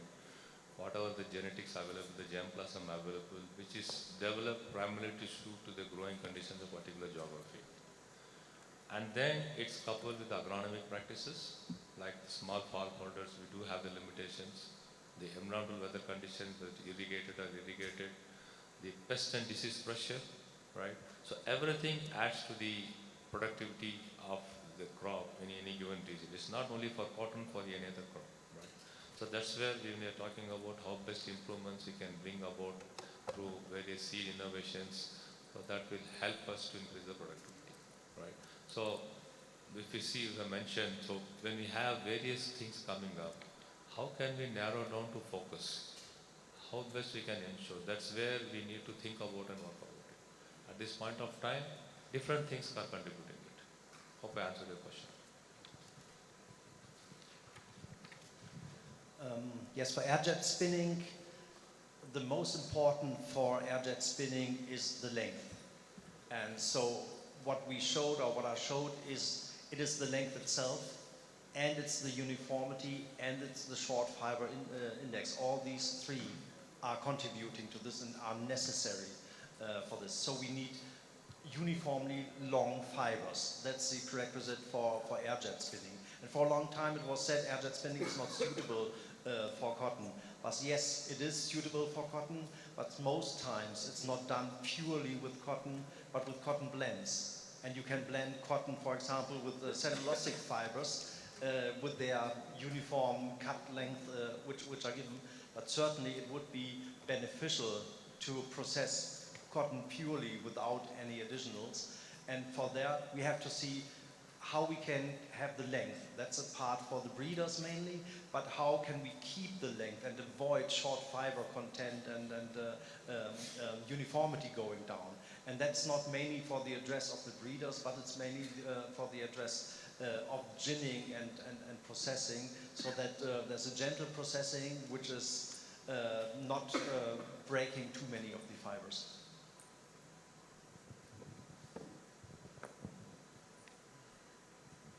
Now, friends, we will not entertain any more questions for want of time, and anybody who wants to discuss with learned speakers, they can take chance during the TV session and personally discuss with them and satisfy yourself. Now, summarizing the whole thing, I would like to say that this session has been very interesting and knowledge-driven. All the speakers did extreme good justice to the genetic diversity to enhance cotton productivity. The first speaker gave an excellent account of what kind of advanced innovations and what kind of alternative advanced innovations can do so well and can help. The bear has been always in forefront, and the way in which it was explained, genetic as well as breeding, and how environmentally and what other traits it has to look to, all those points were well discussed. And finally, a fine alternative was given about the latest technology on Thyron technology. The Thyron technology gave answers to a lot of points, and the kind of the trait analysis and the kind of the players and the gens and the partnership of them has been quite illuminating. Thank you very much, Arjunji. You have done quite exceedingly well in giving all kinds of dimensions to the innovations as well as the technological advances. The second speaker, Dr. Annette Bennett, gave and raised all the issues, and those issues, especially the issue of germplasm information stifling the development of cotton globally, has been an issue which necessarily needs an address, because a kind of a little unrestricted, and because this is a global thing, and global thing must have global connect and global transmission, and the various issues that arises in very exemplary way and through research way, agronomic practices and all this are detailed given by Dr. Annette Bennett, and it was a brilliant exposition and kind of the experiments which South Africa is doing, though it is very arduous and you are taking a very hard course, but it is doing very well. That all details were very useful. But the issues you have raised are the global issues, and I would request these issues be taken up by ICSE so that a global connect and uniformity of cotton and the cotton development takes place. The third, about the fiber quality, the question is that a very fine point was delivered, that quality is not only an issue of demand, not only a demand but an issue of the whole textile value chain. That it is not a mere thumping demand that that the quality gets answered. It needs an involvement and integration of the total textile value chain on various points, and why, how, and what each things help and what each things could impact. And the very, very brilliant point was given that the surveys that Bremen is doing addresses the concerns and the various kinds of difficulties and the challenges of the demand, because though demand is the pull, but supply is the push, but unless they interact and people see that in an integrating society where the interest of the producers and consumers are identical, what way a quality culture and determination should be done. And the surveys, I know, they are brilliant surveys, and anybody interested in cotton should read these Bremen surveys, which I have had occasion to listen to, of course, in parts. So I congratulate Dr. Axel for this brilliant exposition. Then the last, biological interventions. These are molecular stimulative techniques, and I was very, very happy that the stimulant on the total all moleculars and a different kind of moleculars affecting different cells. And I was very glad to learn that some cells are very friendly and some cells are not friendly. So this kind of restriction on the cell, if you affect the cell, if you attack the cell in a particular stimulant way, in which that acid, you said that samruddhi can definitely give a samruddhi, and I quite compliment for this new idea and the new kind of experiment which your institution and Tierra Seed Company and all your collaborators that have done. I was very happy with the seminar, and I would request Dr. Venugopal, my vice chair, who is a technocrat and expert. I am more of a commercial man. Let him add to it. I think the audience would totally agree with that Kotak sir, being from the commercial, he has understood science much more than me. In fact, the way he summarized, no better choice than that. I would again congratulate all the four speakers for, one, delivering novel ideas and not novel thoughts, and second one, more importantly, for sticking to the time and not overshooting. May I now request the Secretary General to take over, please? You, sir.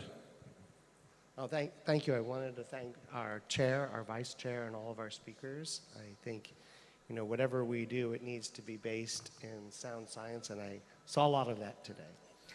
Before we conclude, I would actually want to give the floor to Roop Rashi, the Textile Commissioner, and Mike McHugh to talk about some of the results of the World Cafe from yesterday.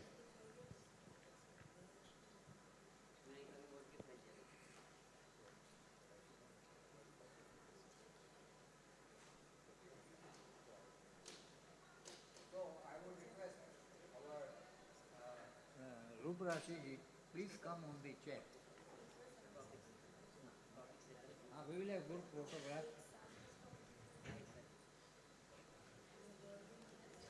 And Roop Rashi ji, आप join हो जाइए. You are a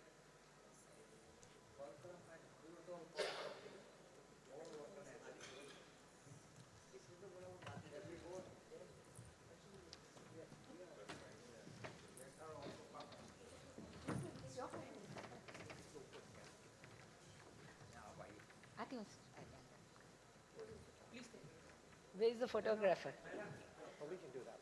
We can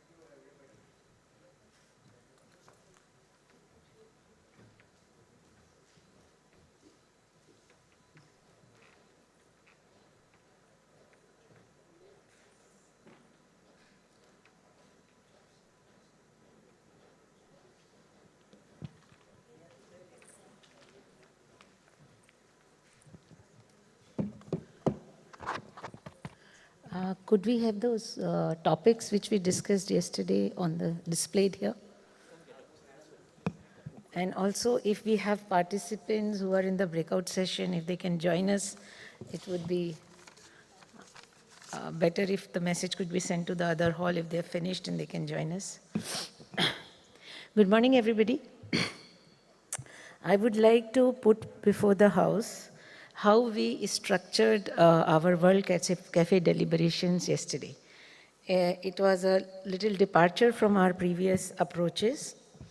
What we did was, in discussion with the experts, our organizing committee as well as experts in ICAC, instead of leaving it totally open-ended, we worked out 11 core topics and created tables around those topics, which looking at that there should be a free flow of discussion. Number one. Number two, we should have possibilities of collaboration in terms of either what action we can immediately do if we have certain experiences, or how to move about taking an action which helps that cotton textile value chain. May I ask those topics to be displayed so that it's not, it's not a monologue from my side. I'd asked the software team to display it. Is it possible or is there any difficulty? Mr. Verma? वो कुछ 11 topics जो आपको दिए थे वो display करने के लिए हो पाएंगे? How much time will it take? हाँ ठीक है, okay. So these topics I will just read out. They covered battling the pink bollworm, cutting edge eradication technologies, revolutionizing cotton farming, global high density planting best practices, cutting edge technology in farming, robotics and machineries for smallholder farms, sustainability through carbon sequestration, empowering smallholder farmer, the digital revolution in education and support, fostering entrepreneurship support services and opportunities, setting standards and assurances, traceability, technology and certifications, diversifying cotton economies, innovations in byproducts, greening the textile industry, promoting eco-friendly factories, cotton and sustainability driven by fashion, design and communication, cotton prospects in technical textiles. As of now, when we got the interest, we had significant participants on each of the topic, and we had minimum 12 going up to 16 to 18 in some of the cases. Before we go ahead, actually, we want this house also, if they have any point to deliberate, we can deliberate more on these points. I just want to say, and I feel very satisfied, that at least on 2 topics, we got a very clear expression of interest in terms of collaboration, which was in cotton prospects in technical textiles, and cotton and sustainability driven by fashion, design, and communication. There was broad agreement on the conclusions in terms of way forward regarding setting standards and assurance, traceability, technology, and certifications. And among other issues also, we have some of the table leaders, or what we call them anchors, to have concluded what they discussed in tables, but we realized that people wanted to discuss, since the time was limited, they may want to say something on another issue also. So we would like to keep this house, if Mike agrees, for more interjections from anybody on the same topics. Is that the way we would look at? Yes. So these topics I just wanted to keep displaying so that if anybody wants to say, but you all present here can raise their hands and we can have their view on the topics which we deliberated in World Cafe. Yes, yes, ma'am. Can we have a mic for ma'am? Dr. Karthik? Dr. Muralidharan, please just organize.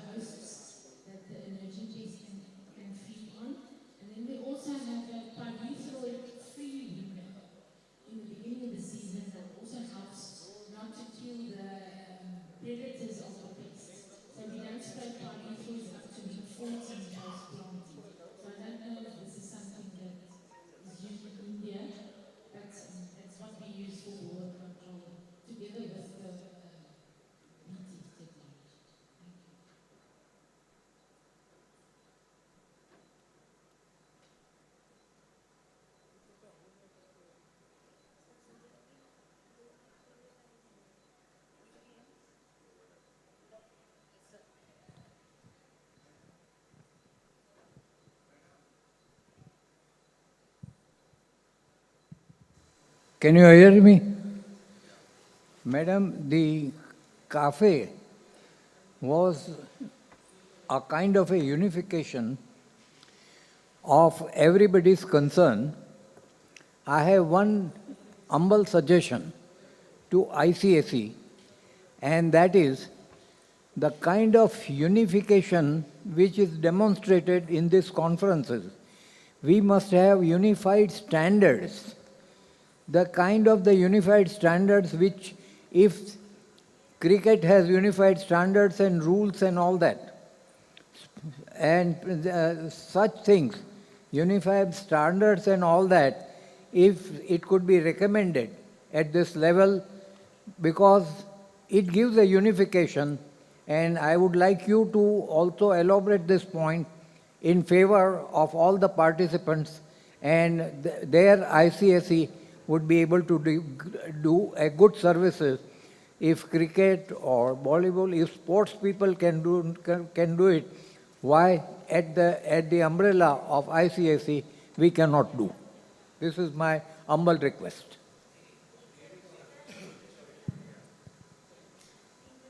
Anybody else on this topic, on standards, any view? Even from the same tables or any other table? If others don't have, I have one suggestion, because I feel I had gone through some of the presentations in the open session also, and we had very clear view emerging on need to solve what we can call this kind of space, this conundrum on all the issues, and a few of the things which I look up to ICAC, since Eric said it rightly so, that it is the United Nations of cotton. and we handle everybody in the spectrum, be it small, large, medium, across the value chain and along the whole spectrum of activities we do around cotton.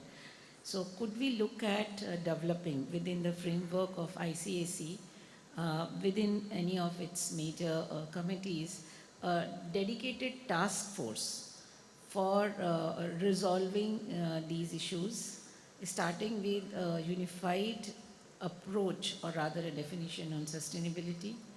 I, on my side, can offer that our teams, whether in our textile committee or our cotton textile ecosystem, we would be able to suggest names who can actually work on this thing, and we should try to have some kind of time frame on this, and any case preferably before next plenary, so that this doesn't just remain talk amongst us all, that there are differential treatments in terms of either standards or the certifications or even definitions, and life becomes easier for, if not fully solved, but at least some ease we can give to all players in the cotton textile value chain. So this is my submission here.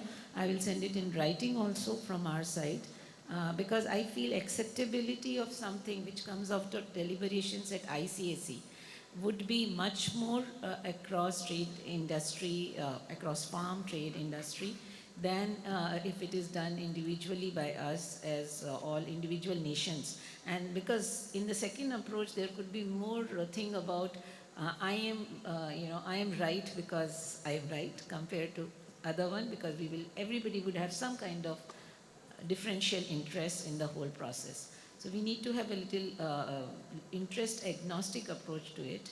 And I look up to the leadership of Eric, because he has been in the financial system and he knows that how to converge the core concerns and at the same time take care of who need to be taken care of and not left behind in this whole drive towards sustainability. Yes. First of all, we're sort of a little pressed for time, but I wanted to wind it up. But as I told Ruprashi earlier today, I think we're very interested in that suggestion. As a matter of fact, Kanwar Usman, our head of textiles, actually suggested something quite similar to me 3 months ago. So I think we do have broad consensus. Since this is a bit of a departure, I'll probably need to put it in front of the standing committee, but I intend to be a strong advocate. And I think that's one of the really exciting things about these discussions, is they lead to actionable outcomes.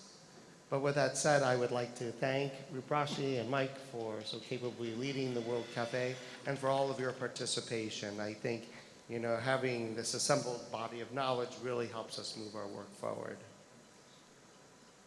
Sir, just 2 small questions. One, I wish to ask all the learned people, for HTPS, since our Indian research is all focused on hybrids, and what it will do to transfer the sowing to varietal seeds, it's very, very important if we want to make HTPS successful. We don't have good varietal seeds floating from public sector to the cotton farmers. This is one thing, it should be noted.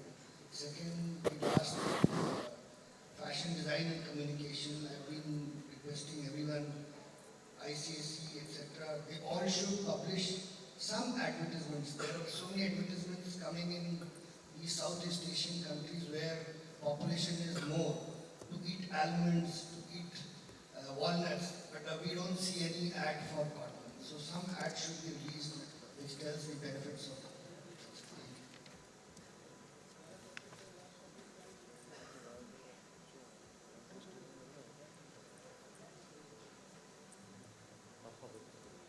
Well, that is also something we're working on. I think Mike is sort of leading, if I understood the question, there's some echo. We are definitely looking in terms of doing more promotion. I think, one of the things that we saw from the presentations was how much knowledge there is and how much data there is. And so we need to sort of take that information and actually get it out into the public space so we can make a more forceful case for cotton. Mike will be leading that charge. And I think we look forward to sort of working with you to get the message out. Can I ask one suggestion? You see, we are facing a problem of a cotton demand and competing with the man-made fiber. Why can't we in innovation, why can't we think in innovation, why can't we think taking cotton directly to consumers? Say, for example, earbuds, or even put a kind of a, in the sole also for the sponging. Also, it can be more medical uses. So take cotton directly to consumer rather than just textiles. Well, actually, that's another thing we're looking at in terms of,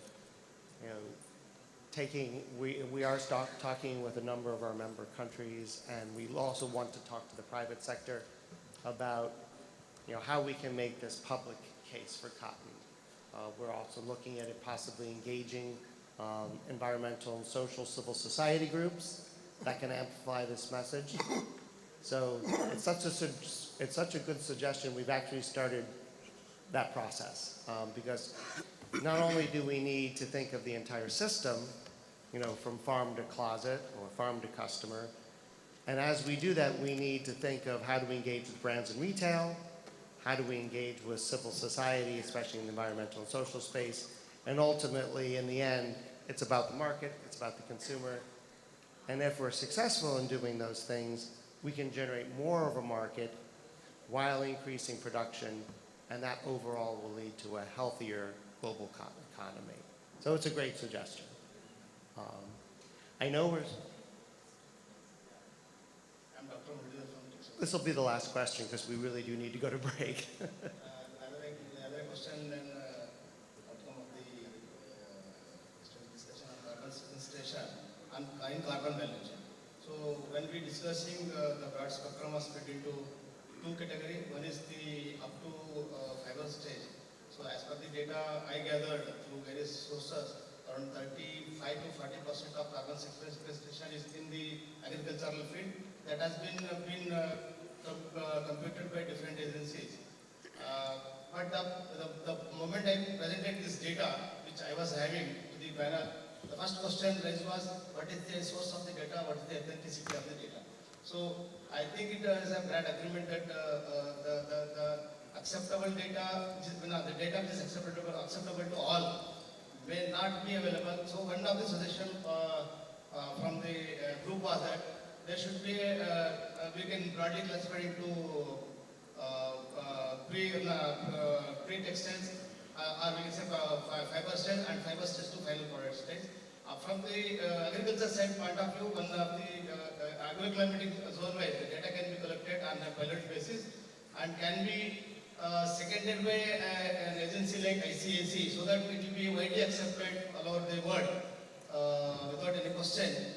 Then post-production from fiber stage to final fashion up to fashion, Ministry of Textiles can take lead in benchmarking the data available. That was the outcome. So I request a response from ICAC to publicize the data which can be acceptable to various agencies, taking as a benchmark.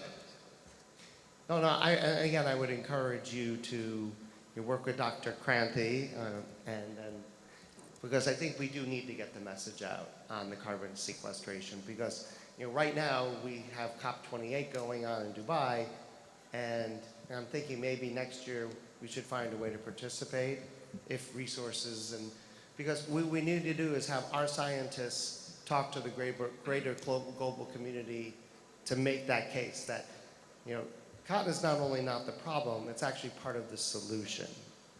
And so I think those are really important points, and it's the scientists who really can make that case.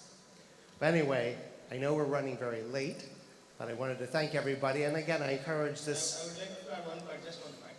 So Textiles Committee is an industry-friendly organization, maybe under the government of India, but we are there to help you from fiber, from you can say field to fashion, to assist you gathering the data and benchmarking data, which will be helpful for the industry to put forward their carbon credit and carbon free. Well, we encourage you to share it with our team so we can take it forward, because I think there is a lot.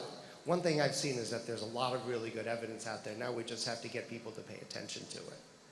Anyway, I wanted to thank everybody. We are going to try to start on time, so I'm going to reconvene at 11 o'clock.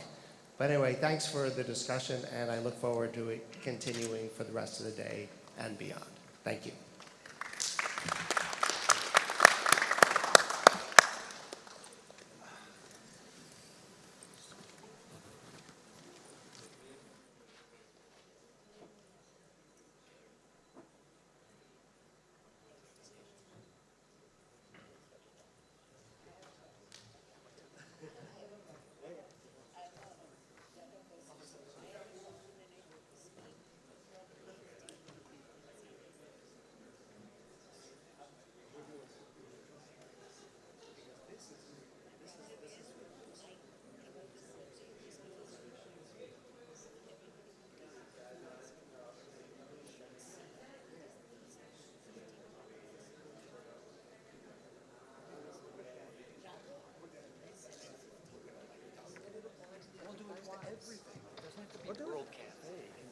No, I like the brand.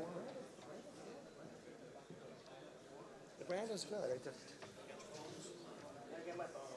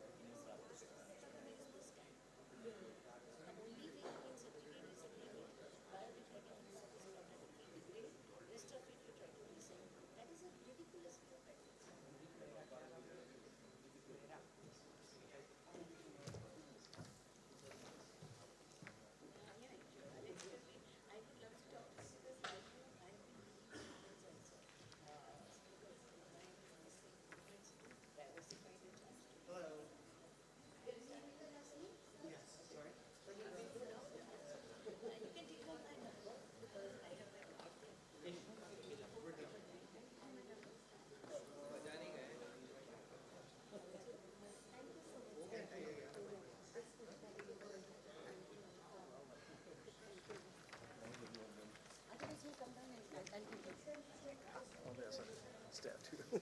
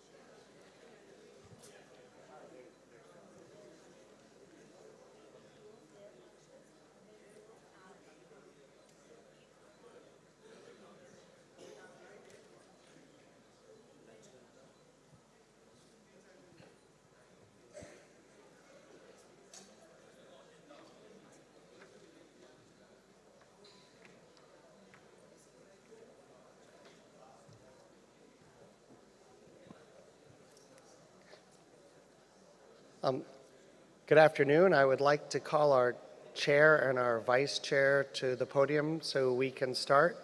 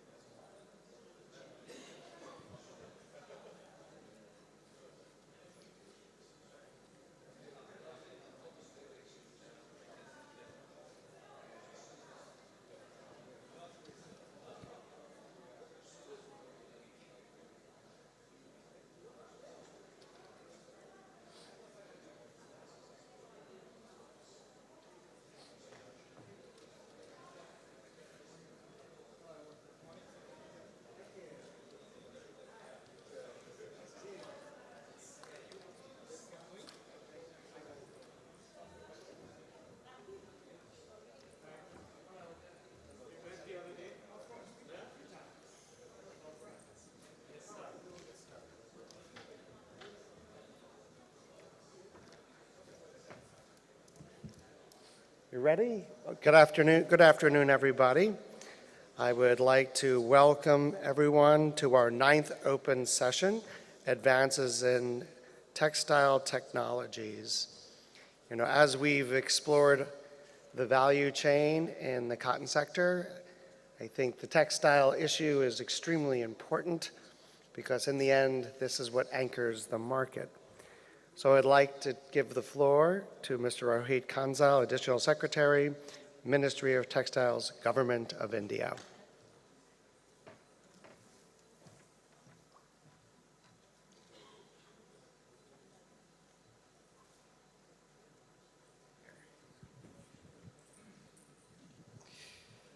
Thank you, Secretary General, and a very warm welcome to delegates from India and from around the world to this conference.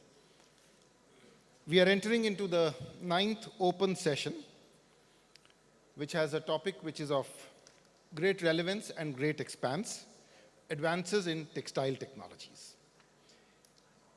This topic covers a vast scope, and as the details of the topic show, and as I just mentioned, the expanse of this topic is indeed vast, looking at cottonpreneur ecosystem to current advances in cotton processing and quality impacts, looking at technology and creativity under the overall ambit of sustainability. How will natural fibers be placed in a world that is increasingly moving towards artificial fibers? So how do you explore new markets, new users, new technologies for the cotton value chain? And finally, What are the prospects for investment and what are the investment destinations? And since we are holding this meeting in India, how can India be an attractive investment destination for the entire cotton value chain? We have a distinguished panel, and on my right is Shri Rakesh Mehra, the chairman of the CITI, the Confederation of Indian Industry, and my co-chair. I now hand over to him to introduce the participants and carry the proceedings further. Thank you, Chairman. It indeed is a very interesting subject that has been chosen for this session, and especially for us in India, where we've set ourselves a very optimistic target, and we are inclined to do our best to achieve it. We need all the fibers, and the growth rate is required is almost 10–11%, a lot of investment. So I think it's a very interesting session for the day, and we are looking forward to a very fruitful deliberations by the participants. I take this opportunity to introduce the distinguished panel which has been chosen by the Secretariat, and when I go through it, I see each one is an expert in his or her field. Ms. Belinda Edmonds is the Managing Director of the African Cotton Foundation and has over 30 years of experience. She has worked in almost all sectors of the African textile and apparel industries. She firmly believes that trade is a critical tool to uplift and protect Africa's people, cultures, and environment. May I now invite her on stage so we all know who we are talking about. Welcome, Belinda.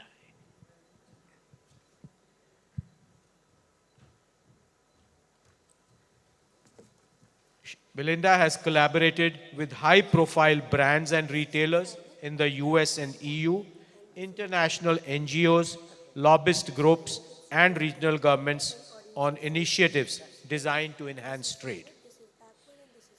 We also have Mr. Marinus Sluges. I hope I'm pronouncing it right. So can I request Mr. Marinus to come on stage, please? So everybody sees who I'm talking about.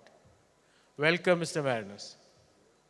With more than 43 years of experience in textiles and fiber processing, Marinus has extensive commercial knowledge of all the facets of the cotton production pipeline from field to fabric, specializing in yarn manufacturing and quality.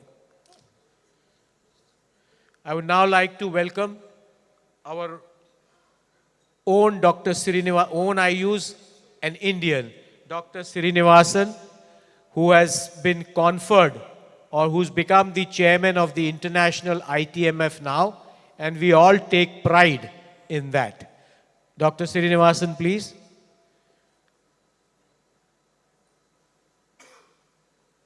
Dr. Srinivas, amongst the Indians, doesn't need any introduction.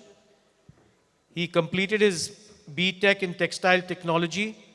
Then he did an MSc. He served as Managing Director of Shri Narsimha Textiles, Premier Mills Private Limited, and Premier Fine Linens Private Limited.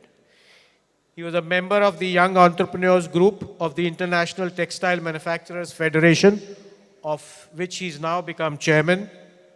He was the chairman of SIMA, that is South India Mills Association, chairman of the Council of Administration of Citra,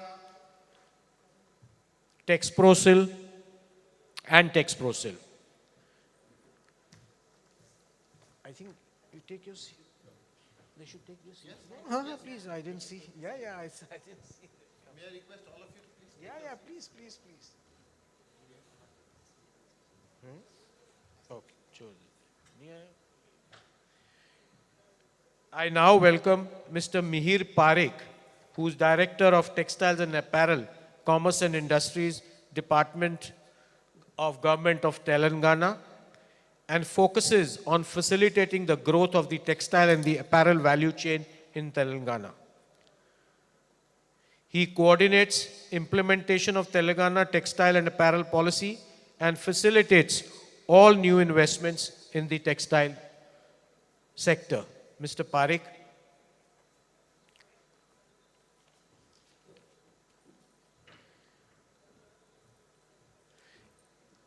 And the last on the dais or amongst us, Ms. Shubhra, needs no introduction.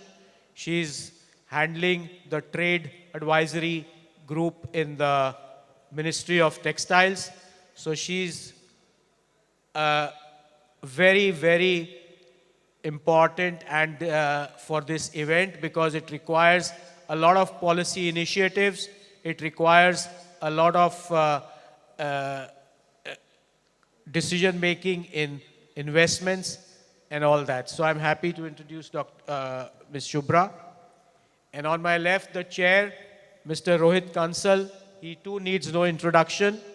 He's an IAS officer and is additional secretary in the Ministry of Textiles. So I think between both of them, they have a Herculean task for the optimistic targets set by the government, and we in the industry look to them and are willing to give all the support the private sector can give. And with that, I start this session. Oh, not there? No. Oh, you just said he's not. Okay. Yeah, Dr. Olivier. Yeah, okay. Sorry, I missed that out because I missed he came and told me so one is not there, so there's another one. So, Dr. Olivier, yeah, I met you the other day.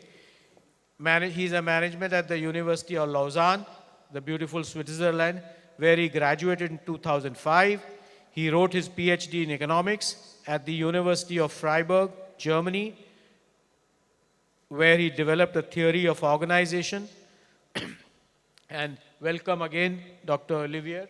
And with that, let's get the session started with the permission of the chair.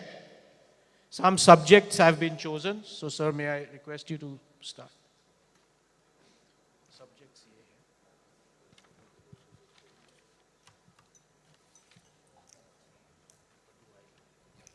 here. So, thank you, Rakeshji.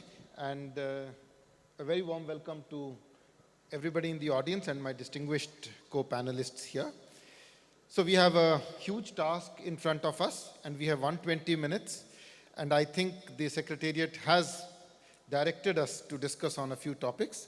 May I begin with the enabling ecosystem for cottonpreneur from farm to finished goods. And may I request Belinda Edmonds for her presentation. Thank you very much, Mr. Chair. Good morning, delegates. I would like to start by thanking the hosts and organizers for the opportunity to present today. As we near the end of this wonderful meeting, packed with so much information, I am sure that we're all feeling a little overwhelmed, and a very exciting social program has led to some fatigue. I shall be very sensitive to this and keep my presentation brief. It's a great honor to stand alongside a remarkable team of presenters, and I hope to learn as much as I'm able to share. For those of you who are familiar with Africa, we're a highly innovative and entrepreneurial culture. But apart from a few small exceptions, the continent has not ever managed to develop a robust textile and apparel industry. And so ICAC, in recognition of this, have asked me to speak more around the ecosystem within which we could develop this, particularly in changing times. So my focus today is going to be on that and not the new technologies, because we don't have an awful lot to share with that. If you will allow me briefly to introduce the African Cotton Foundation to those of you who may not be familiar with us. We're a private sector-led foundation driven by our vision of a sustainable, modern, and thriving African cotton sector. We hope to see farmers profitable, cotton-growing communities empowered, human rights respected, and the environment protected. It's a big vision, and we would not be able to go anywhere near achieving this without the help of multiple organizations and partners. We firmly believe that multi-stakeholder partnerships and investments in this supply chain, together with R&D, policy dialogue, joint learning, and knowledge sharing, is the only way of bringing transformative change to our industries in Africa. Our mission is to support African cotton farmers and their ecosystem partners. It's very much a community-driven initiative to improve their livelihoods, but very importantly, maintain their sustainability, economic and environmental, and to protect the environments in which they live. In the changing climate that we've heard so much of over the last few days, resilience is an incredibly important factor for us as well, because we cannot live with bust and boom that is so prevalent in today's world. In terms of what we actually do, we act as a strategic implementer, advisor, encouraging dialogue and promoting African cotton. I'm going to start, before we try to create this ecosystem, this enabling environment to develop our textile industries, I would like to share with you just some of our realities. Many of these have been discussed before, and I would ask your forgiveness for any repetition. Most African cotton is produced within a smallholder farming system. Oops. There's no...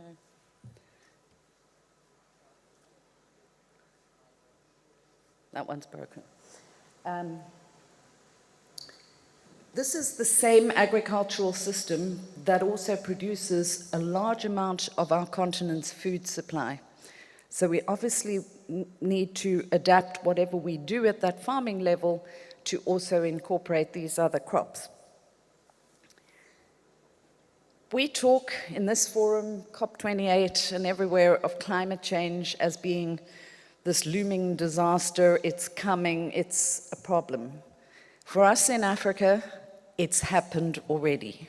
We are living climate change. In the 5 years since ACF was founded, we have not had a cotton growing season where without at least one of our member countries enduring extreme weather or extreme weather related events. So this is not 5-year, 10-year cycles to which we were used to. As you all know, cotton is a commodity. The distance our farmers are from the markets, not only for their fiber, but also for securing their input supply chain and the prices, renders them really unable to control their destiny. No matter how good a farmer is, how diligent he is, he can't control that. These are all beyond his control. Climate conflicts, COVID, and the cost of living crises have created what, from the African perspective, looks like a rather chaotic response from particularly the global north. We see tremendous increased demand on, obviously, traceability, transparency, circularity. There's a million words going around. There's the involvement of new standards. And it is very confusing to try and distill these to a limited number of activities at the farm level. We see in the global north particularly a change in markets with an aspiration to a value-based economy, but we still have the end consumer predominantly being price-focused. And this puts tremendous cost pressure throughout the pipeline, particularly in developing countries. These factors must be taken into account by the African governments who are working so hard and so keen to develop textile industries. We may have to adapt their plans to accommodate these new requirements. And there are in this room a number of experts who would be able to help any of those African countries in that process. I would like, in the face of these challenges, to reiterate a call from one of the earlier speakers. And as we're a very farmer-focused organization, I would like to just say, let us not leave anybody behind. So, if we want to create any enabling environment, we are going to be, to a considerable extent, dependent on government policy that encourages investment and facilitates multi-stakeholder engagement. And this applies throughout the entire value chain. The list that I'm going to introduce now, in the interests of both time and boring, is not definitive. It is just a short version.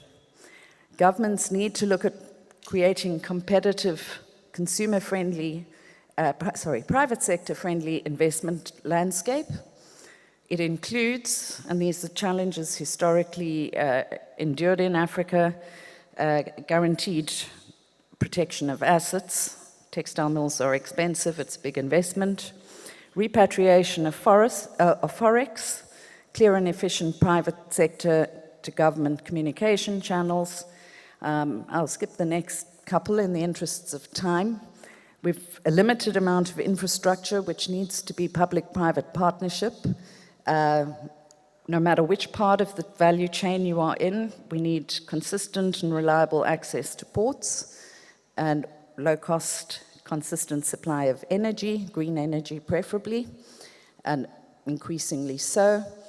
And a new one for African continent is an emphasis on creating infrastructure and legislation that deals with safe and permanent waste removal. We also see from brands and retailers and the entire supply chain an increasing pushback on the social and economic aspects. Countries should have implemented labor laws that meet at least the ILO conventions. They should also play a critical but delicate, and I know that this is a very sensitive topic, the remuneration. Minimum wages need to be set at a level that very finely balances fairness and retain competitiveness, because if you want to create employment, that is critical. It's also extremely important that small micro businesses, including farmers, get the opportunity for economic growth, and that price setting on commodities or inputs or services is helped. We do need robust policies to identify incidences or the potential of child slave or trafficked labor. These are the bare minimums, and we can address further of those. If you will, with one more minute,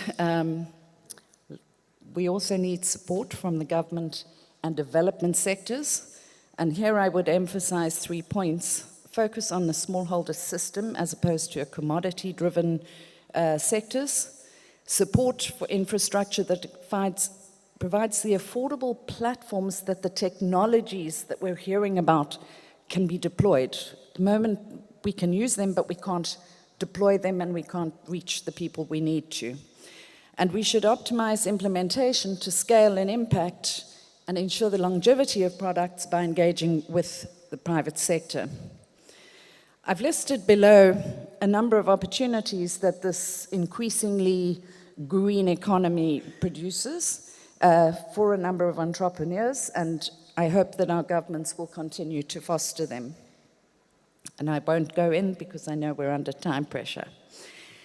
I would like to just finish off very briefly with an introduction to an initiative we have just launched with Cotton Made in Africa in partnership with them, and that is our Innovations Club. This is designed to inspire, share, and provide resources to the trainer of trainers within our partner companies, typically the agronomists, extension and project managers from our partner companies. We look to modern sciences, our ancient and traditional techniques, technologies, and nature itself, and try to find a very sensitive marriage between these, and which is then converted into small packages suitable for dissemination at farm level. We have found we've been holding these events for the last 2 years. We're coming up for our third, and we have seen a very distinct improvement. We've really made an impact through this exposure by those in remote African areas to the latest technology, sciences, while still fully respecting their environment and their traditional techniques. And with that, thank you for your time and for your attention. Thank you. Thank you, Ms. Belinda Edmonds. Our next speaker is Mr. Marinus Wandus-Luis, who will speak to us on current advances in cotton processing and its impact on quality. May I request Mr. Marinus to make his presentation? I also request all the speakers to keep in mind that we have a huge agenda to cover in the next 1.5 hours, and to request to please stick to the time. Thank you. Thank you, Dr. Thank you, Mr. Chair, and thank you for attending the presentation. This subject was obviously presented to me, and it's a very broad subject, and if I wanted to really knuckle down it, I could take a couple of days, but seeing as I've only got 15 minutes, I'm going to be very brief. I'm only going to give points in point form. A lot of the stuff has already been covered, specifically by Axel, who sort of stole my thunder a little bit, but so the idea is that I will expand a little bit on what he's saying and also just add a few things. So when we look at yarn manufacturing, and for those people that are a little bit ill-informed or uninformed, the yarn manufacturing or spinning process in the textile chain is always reviewed and regarded as the simplest form. You know, people always say, oh, fabric formation, dyeing and finishing is much more critical and much more difficult. Well, if you look at the things that the yarn manufacturing has to consider and has to contend with, I would question that.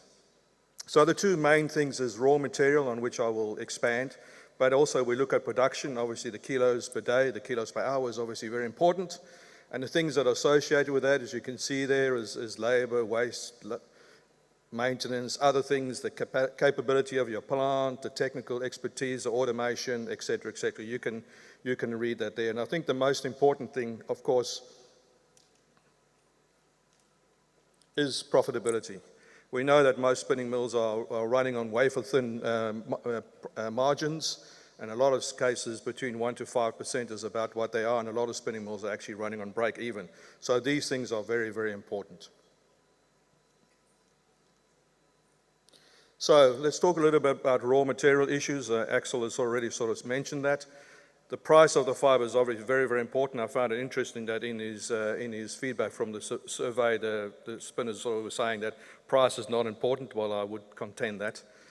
Fiber accounts for about 70%, over 70%, depending on what you're producing, of your yarn manufacturing costs. It's very important that the fiber quality must be accurately known. And here we know that at least 30 to 40% of the cotton worldwide is exported. So if you purchase cotton from another country that you're not used to, all cottons don't process in the same. Using fiber from long-term storage, a lot of people store cotton. We know China, for example, has millions of bales in storage. If you take these bales out of storage and you open them up, they won't open up properly, etc., etc. So this has to be taken into account. And also, it's just because the buyer buys some cotton which is cheap, it doesn't necessarily mean that the mill can use it. And in a lot of instances, the buyer will buy cotton and arrives at the mill, and the mill manager will look and go and say, well, what the hell am I going to do with this? And that happens a lot. Again, on Axel's thing, I sort of question that a little bit, but certainly the availability and supply and reliability of the supply is very, very important, because you need consistent laydowns based on fiber quality. Is very efficient, essential for efficient mill production. I think there should be more emphasis on blending and mixing. I hear a lot about the circular economy and that we have to recycle.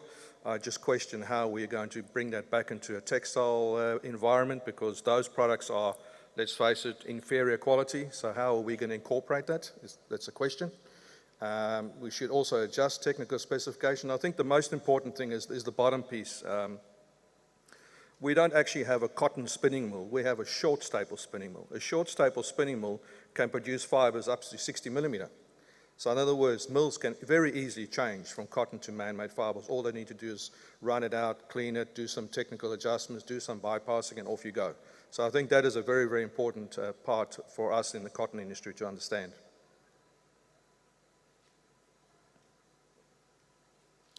Axel's already sort of covered this, so I'm not going to go too much in depth with this. I'm going to more concentrate on the other. So the other is obviously things that he's mentioned. We're talking about color, we're talking about NEPs, seed coat fragments, stickiness, contamination, the list goes on. Very interestingly enough, though, is that although if you look at the price and the contribution of the price to cotton, very interesting is that the color is the most important parameter, which I question. Why? Why is that? And the reason for that is I think it's still an archaic thing from the days gone past, where we didn't have any equipment to test it, and this is how cotton was traded and probably is still traded today. Trash is the second important, followed by micronair, length, and strength. And again, I was quite interested that Axel was saying that strength seems to be one of the important parameters, but in the price it's only a very small contribution. Contamination, I can't sort of talk about all the parameters, but I'm going to talk about contamination, which I think is important, and certainly from an Australian perspective, we're very proud about our that we are considered to be one of the least or the least contaminated cotton in the world, and with that we get a premium. So this is a study that's done by the ITMF on a biannual basis. It's been going back, this specific study has been going from 1989, and I would like you to concentrate on the purple line. So what that basically, and this is the worldwide figures, you can graph these, you know, for India, you can do it for Shankar 6, you can do it for MCU, you can do it for Australian cotton, there's a whole of lot, you can graph it. And what that basically means, if you go to 1989 and you look at the purple line, and this is the spinner's perception, but perception is reality, is that 14% of all the cottons produced worldwide is contaminated to some degree. So even if there's just one human hair in a bale, that's considered to be contaminated. And so in 2022, that value is now about 23%.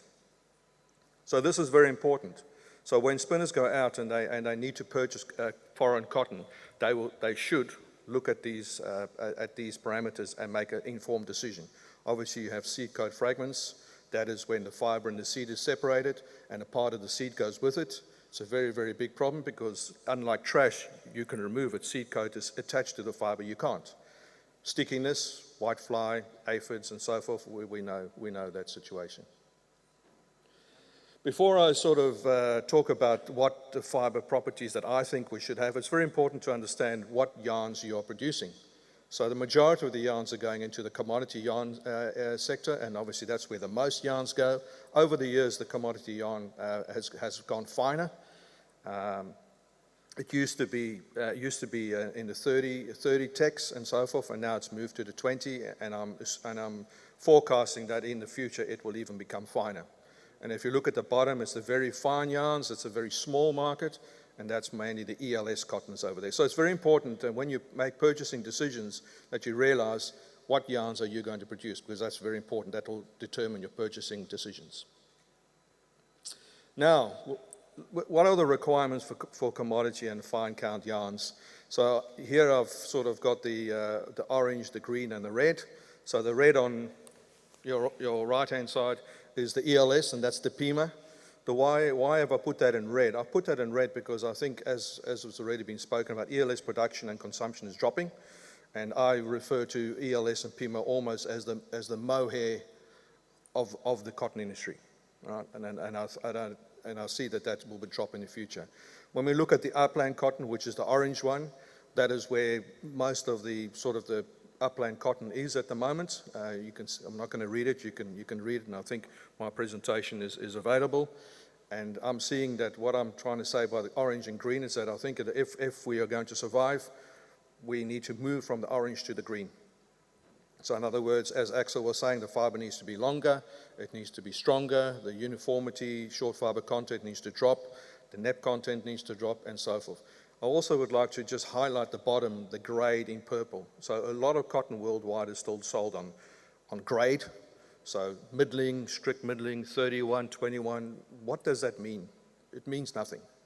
And I'm still flabbergasted that a lot of cottons are still purchased on that.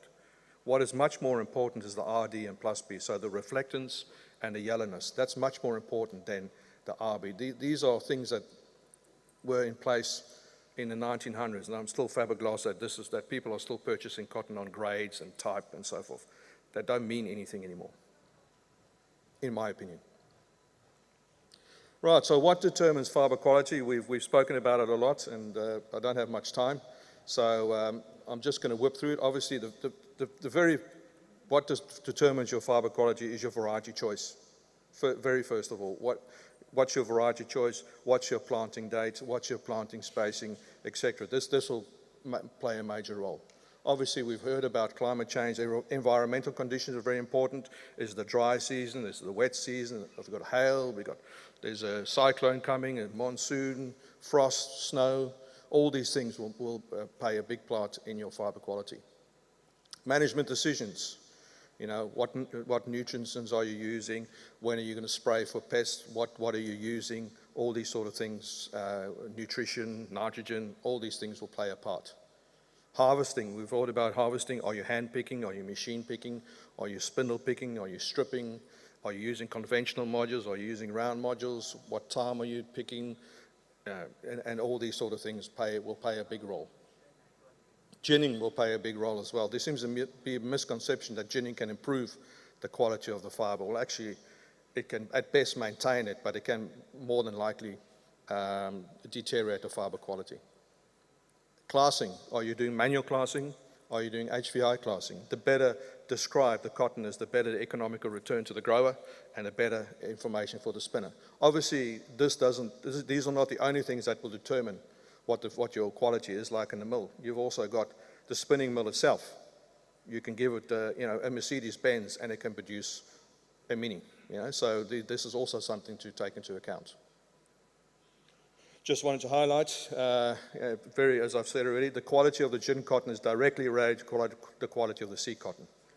If you send in cotton to the gin with very high trash content, maybe in India with roller ginning, you don't have that sort of scenario in hand picking, but generally worldwide, if you send cotton with a high trash content, the gin needs to take that out and has the gin harsher, put in more equipment, and that will affect your fiber quality.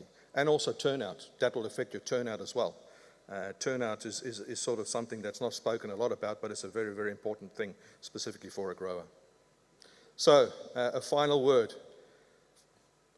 I'm going to contradict myself, as I always do. As I'd just like to highlight, there's essentially no high or low quality cotton, but rather only good quality cotton which meets the requirements in terms of price, performance, characteristic, intended use. So the very low cottons, if you have a 22 mil or you have a very low strength, there's still a place for that. You just won't achieve the price point. It's very important that you obtain accurate and reliable information of the cotton that you intend or have purchased.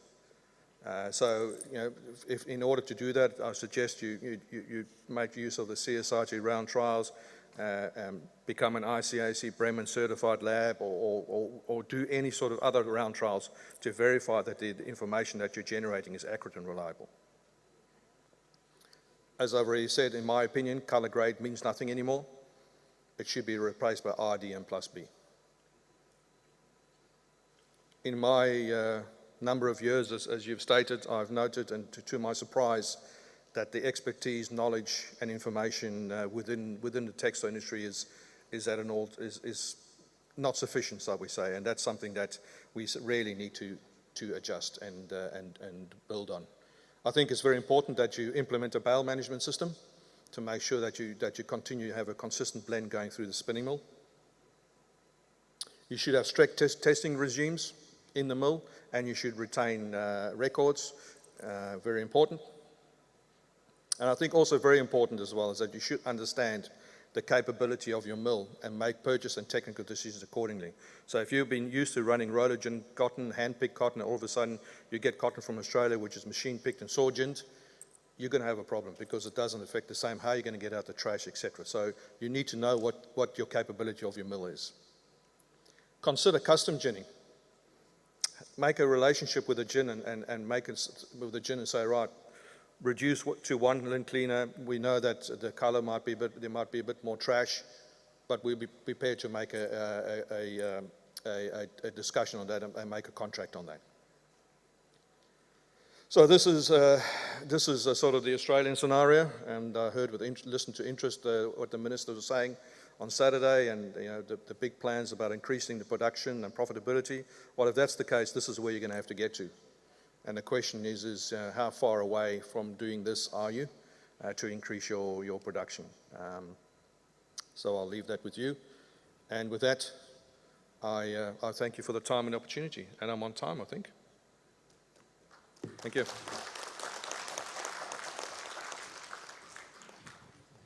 Thank you, Mr. Marinas.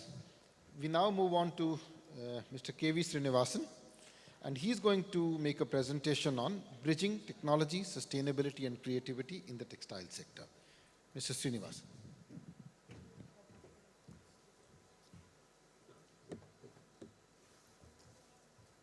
This is a clicker, this is a backwards button, this is a forward one, and if you want to just in case focus anything or highlight something. Thank you.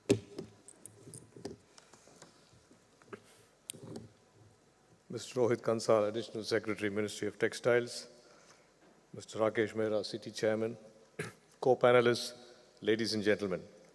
I'd like to start by thanking ICAC for inviting me here today and to talk about bridging technology, sustainability, and creativity in textiles.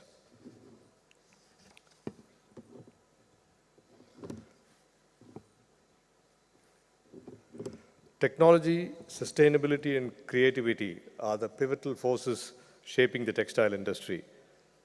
The synergy between cutting-edge technological developments and eco-friendly creative design approaches play a critical role in collaboration across the industry's evolving regulatory landscape, which covers textile manufacturing, designing, brands, retailers, and consumers.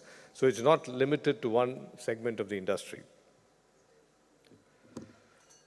Sustainability has become a hot topic and a point of concern for the industry. Consumers are now much more aware of the environment and are interested in products that augment sustainability. Big corporations are dedicated to creating eco-friendly products and look forward to maintaining collaborations to focus on sustainability. Sustainability benefits waste reduction and produces durable and biodegradable textiles that ensure reduction in water and energy. Promoting greater sustainability in textiles and apparel by reducing excessive production consumption and handling disposal is now considered as one of the most pressing issues facing the textile industry. A lot of investigation has been done and scientific research and innovation in eco-friendly textiles requiring undertaking on three fronts.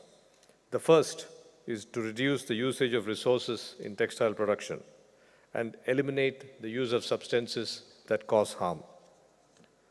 The second is repurposing old items and giving them new life. And the third is synthesizing new fabrics out of waste material. These correspond to technology, sustainability, and creativity. In today's age, with the birth of artificial intelligence and smarter machines, industries in the garment and textile industry, which were traditionally labor-intensive, can reap numerous benefits using digital technology to help in cutting costs and increasing time efficiency, and also working towards sustainability and creativity.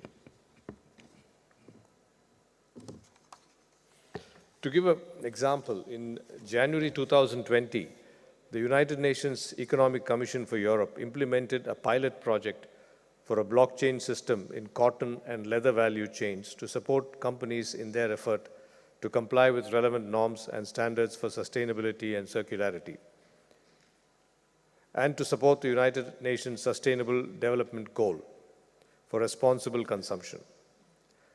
These pilot projects covered a full spectrum of value chain tiers, engaging with a variety of players from the industry. It started basically from the cotton field and animal farms, went through pre-manufacturing and manufacturing processes like leather tanners, spinners, weavers, dyeing and finishing, and then went on to branding and retailing. 8 cotton and 5 leather-based products which were traced representing some of the world's most sold items in terms of volume, included jeans, t-shirts, pajamas, socks, shoes, and handbags. And these were identified to make a completely sustainable product.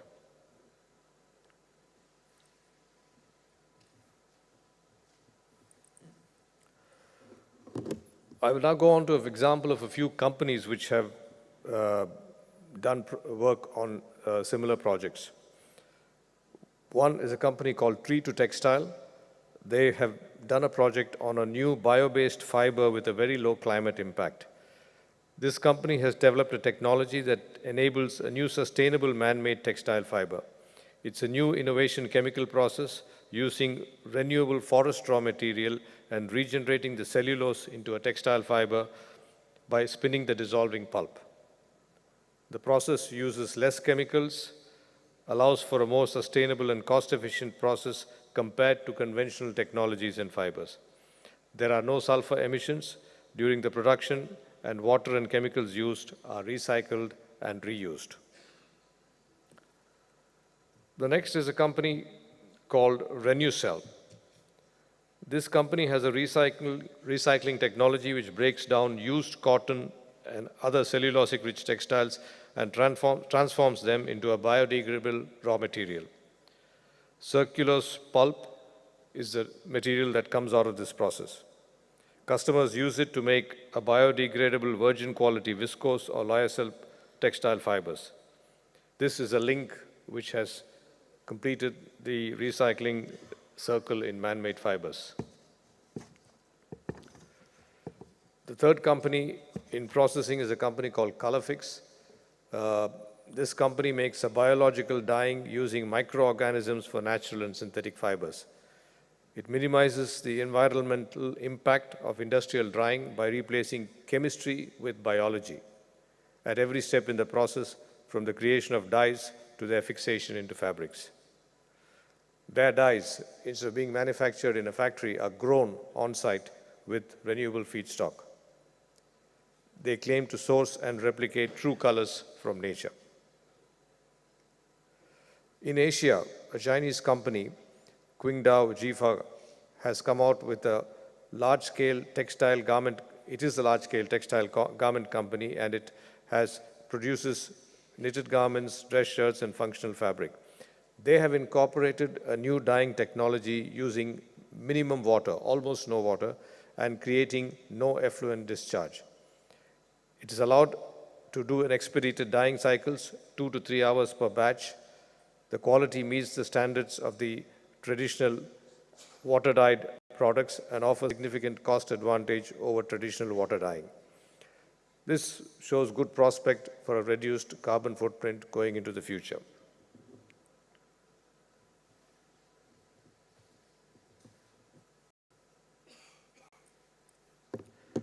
The question now comes, how do we adapt these advanced manufacturing technologies? It's an ongoing process. Obviously, it has to be commercially viable, and the concept is to have speed, reduce or improve energy efficiency, reduce waste, and then to have flexibility and scalability. This will be the challenge going forward. There have been a few successful companies. There is one company which has designed a jacket, a weatherproof jacket, and the entire fabric, filling, trimming is only manufactured from one raw material, nylon. So they use only one type of raw material and then it is recycled. So it becomes easy for recycling. There are companies which are now using used clothes to make something as advanced as building material.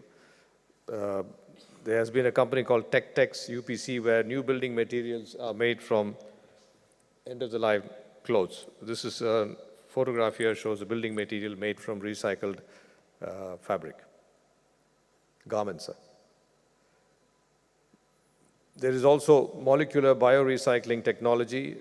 Companies use what they call re-enzymes, using an innovative technology based on biological molecular scissors to separate materials back into their major raw components. They present the technology yarn back to yarn that turns even synthetic fibers into high-value feedstock and claims to reduce a lot of carbon emissions in their manufacturing process. Coming to dyeing and finishing, creativity has been done without water consumption by the Chinese company I mentioned earlier. In textiles, creativity is the secret ingredient that has brought success for many products: smart textiles, extreme textiles, nanofibers, composite materials, etc. Many specialists working in the textile arena are trying to discover new ways to enhance the creativity of their design teams. Businesses should rather choose to link the technological prowess with the human creative flair that exists within their teams and nurture creative talent by promoting a culture of research and inventiveness across their organization.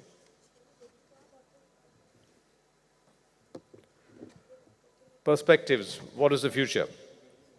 Emerging trends, smart textiles, biofabrics, and circularly economic models. Circularity and sustainability are going to be the key driving forces in the industry, textile industry going forward. Challenges and opportunities. One has to look at balancing cost, scalability, and making a sustainable operation that is viable. What is the vision for the future? One needs to make a roadmap for a more sustainable, innovative, and creative textile industry, keeping in mind the ecological requirements needed by today's world. To achieve this, we need a call to action.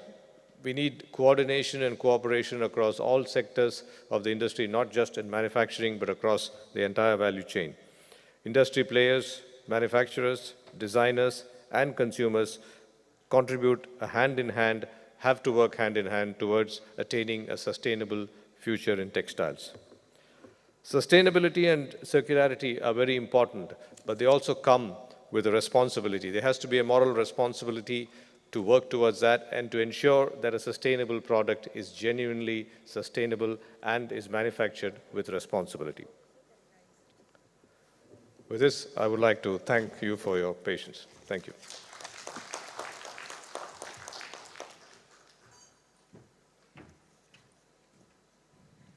Thank you, Dr. Srinivasan.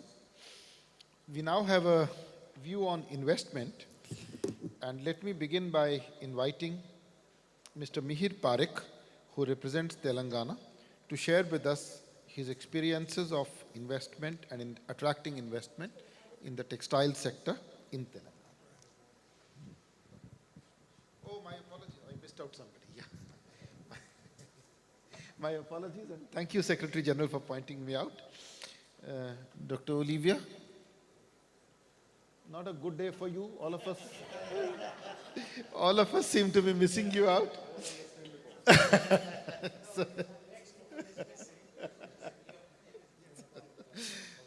So let me invite Dr. Olivia to speak to us about exploring new markets and technology for the cotton value. Thank you, Doctor.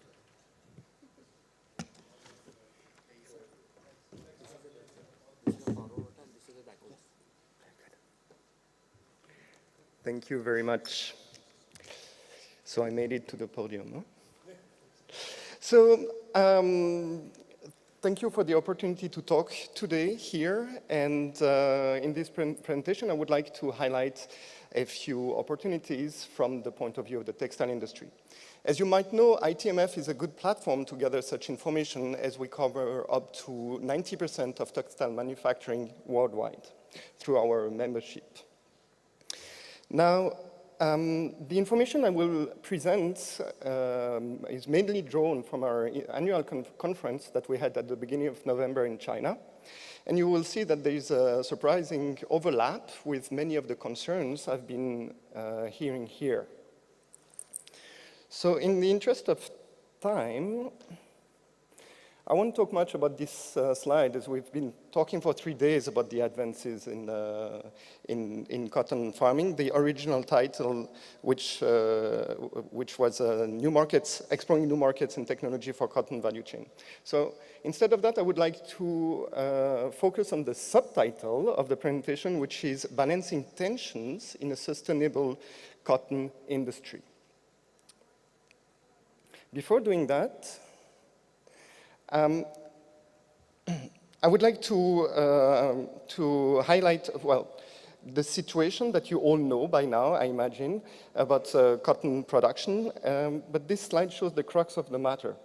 This slide, I borrowed it from Bharat Desai, who shows clearly that in the last, after decades of increase in yield, we have stagnation. So this is important because it comes at the same time than a structural shift.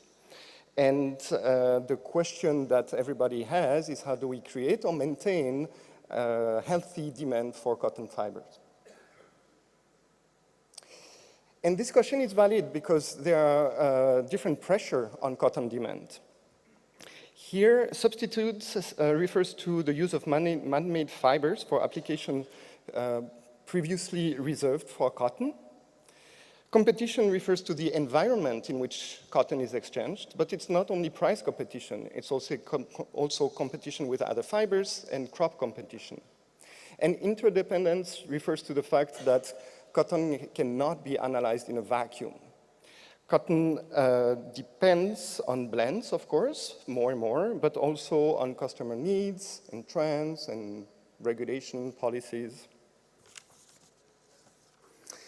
And the result is illustrated here on this graph from the China Cotton Textile Association, also presented during our conference, where we see the clear substitution between man-made fiber and cotton.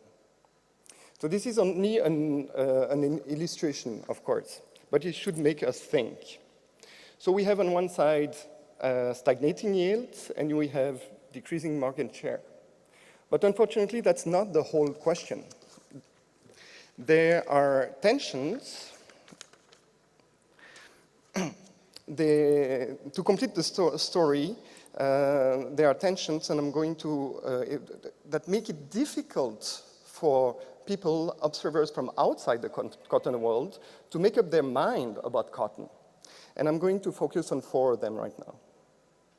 Tension number 1, I call local crop versus global market. And this is even covered, represented in this conference main theme, which is cotton value chain, local innovations for global prosperity. So of course it shows many promises and opportunities, but at the same time, it's really hard for non-cotton experts to understand these dynamics. So here's an example of what I mean. We see that cotton is a crop grown locally, but heavily involved in global markets. And we see that the consideration, the concerns of local farmers are not the same than those of global markets. And here, I put a quote from Suktas, also coming from the conference, in which describes a long-term risk from climate change with disruption to fiber crop. So now I read quotes. Climate change could leave half of the planet's cotton growing hubs highly vulnerable to temperature increase, changes in rainfall patterns, and extreme weather events by 2024. So this is to illustrate that only the third line on the top part of the slide. And it shows that we actually face statements like that all the time. But I don't really know what to do with it, because I cannot understand the dynamics between these local, global dynamics. We cannot grasp the complexity. And on top of that, the political and economic world is constantly changing, and it has impact on the value chain, on the cotton value chain. So we heard during these 3 days that blockchain might come to the rescue, but is it a local solution or a global solution? Or is it what matters? Is it the interconnection? Now, moving to tension 2, I called it recycled yarn, recycled fibers versus yarn quality. And here I would like to highlight that it's a little bit more technical, but on one hand we have recycled cotton, which is considered desirable by the consumer and politicians increasingly, but creates quality concerns for manufacturing. This is not entirely true. Technology comes at the rescue, but it's the perception. So first of all, the requirement for fiber, the thing which is important to understand before I go forward is that if you use a mechanical recycling process for cotton, for example, then the spinners will need to deal with a higher short fiber content, right?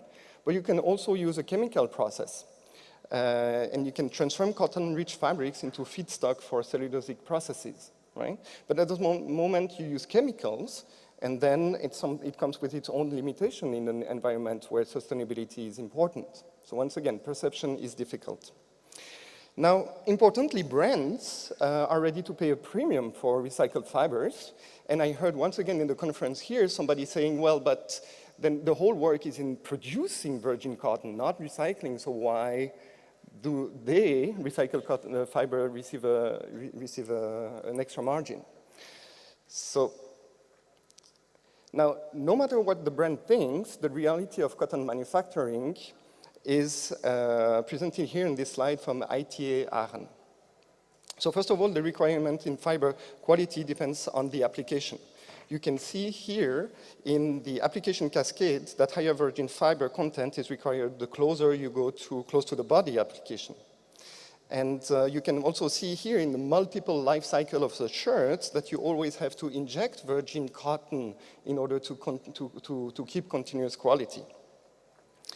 Now, what does it mean for cotton?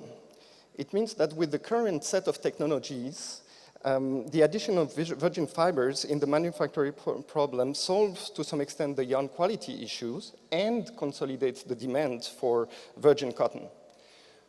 But at the same time, the market for cotton is now shared by two types of fibers, virgin and recycled. Now the next tension is sustainability versus productivity. So this is an ongoing discussion, and can a farmer be productive and sustainable at the same time? So the answer is yes, but at which cost? And the dilemma here is a tension between the growing demand for sustainable practices and the necessity to maintain high productivity, which actually might require less sustainable practices. So to illustrate these points, I borrow another slide from Desat Bahai, in which I will only focus on three aspects.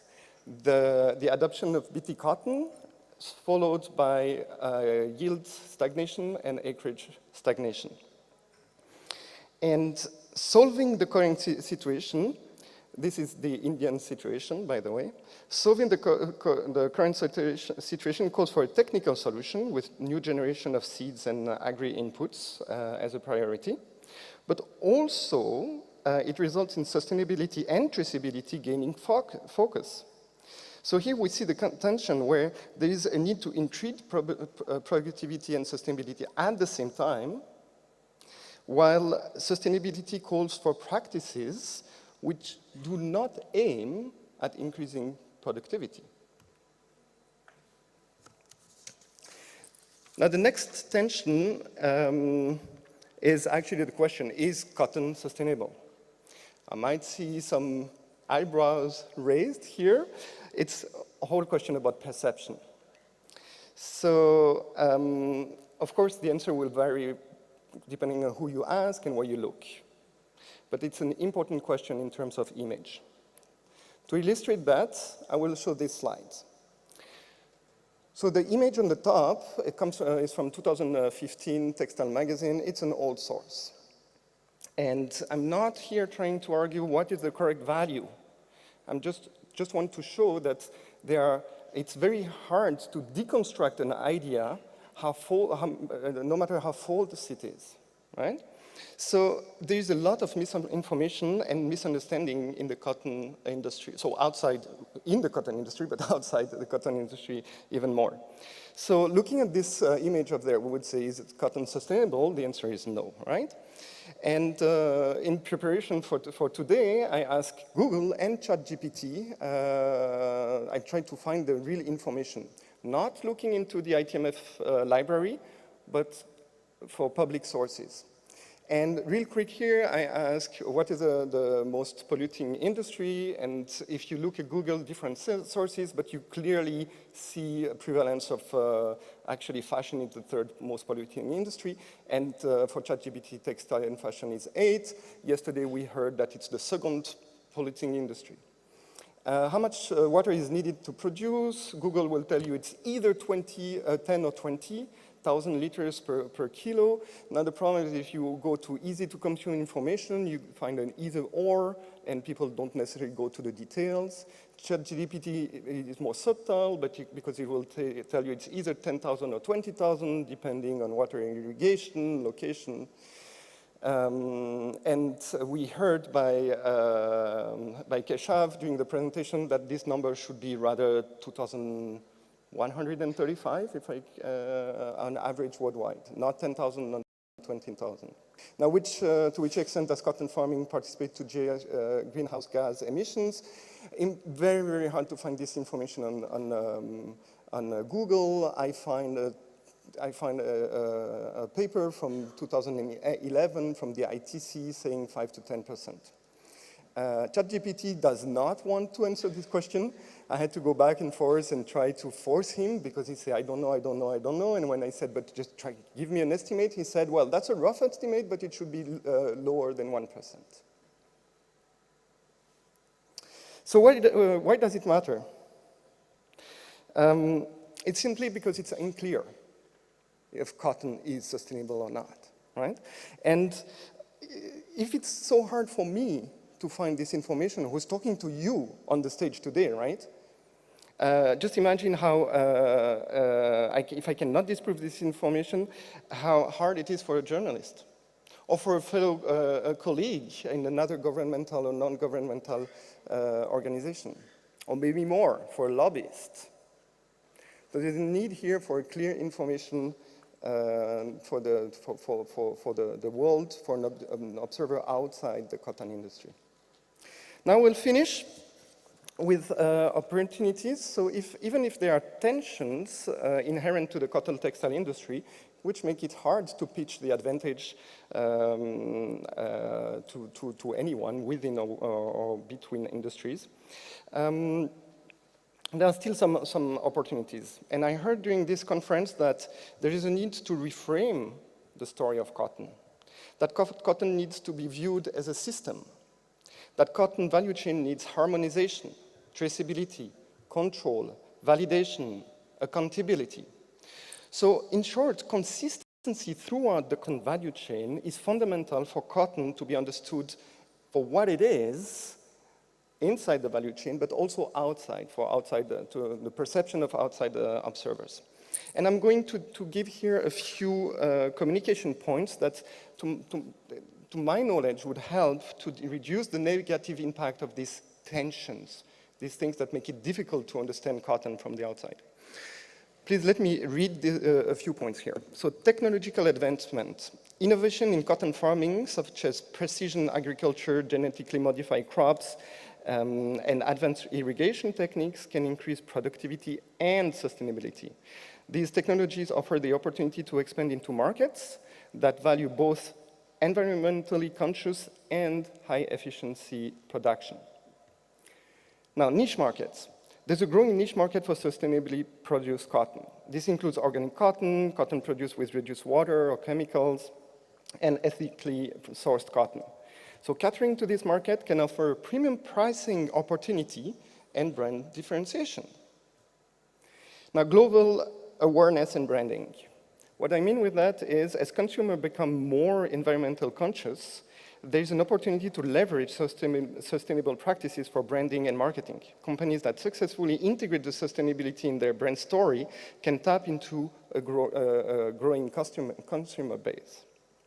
And finally, integration of supply chain, technology advancement in supply chain management, such as blockchain for traceability or AI-driven logistics, can streamline operations. This efficiency can help balance the cost increase due to sustainability practices and ensure compliance with global standards, facilitating market expansion for cotton. With that, thank you very much.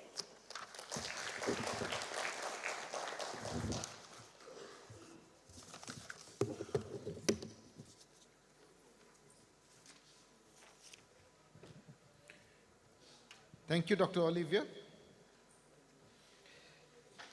Our next item for today is a discussion on the prospects for investment destinations. And may I invite Mr. Mihir Parekh to share with us his experiences of Telangana.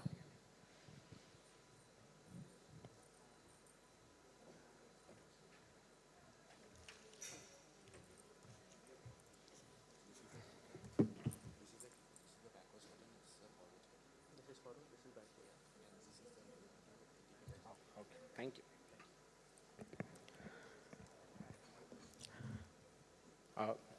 Respected Chair, respected Vice Chair, dignitaries on the dais, and friends from around the globe.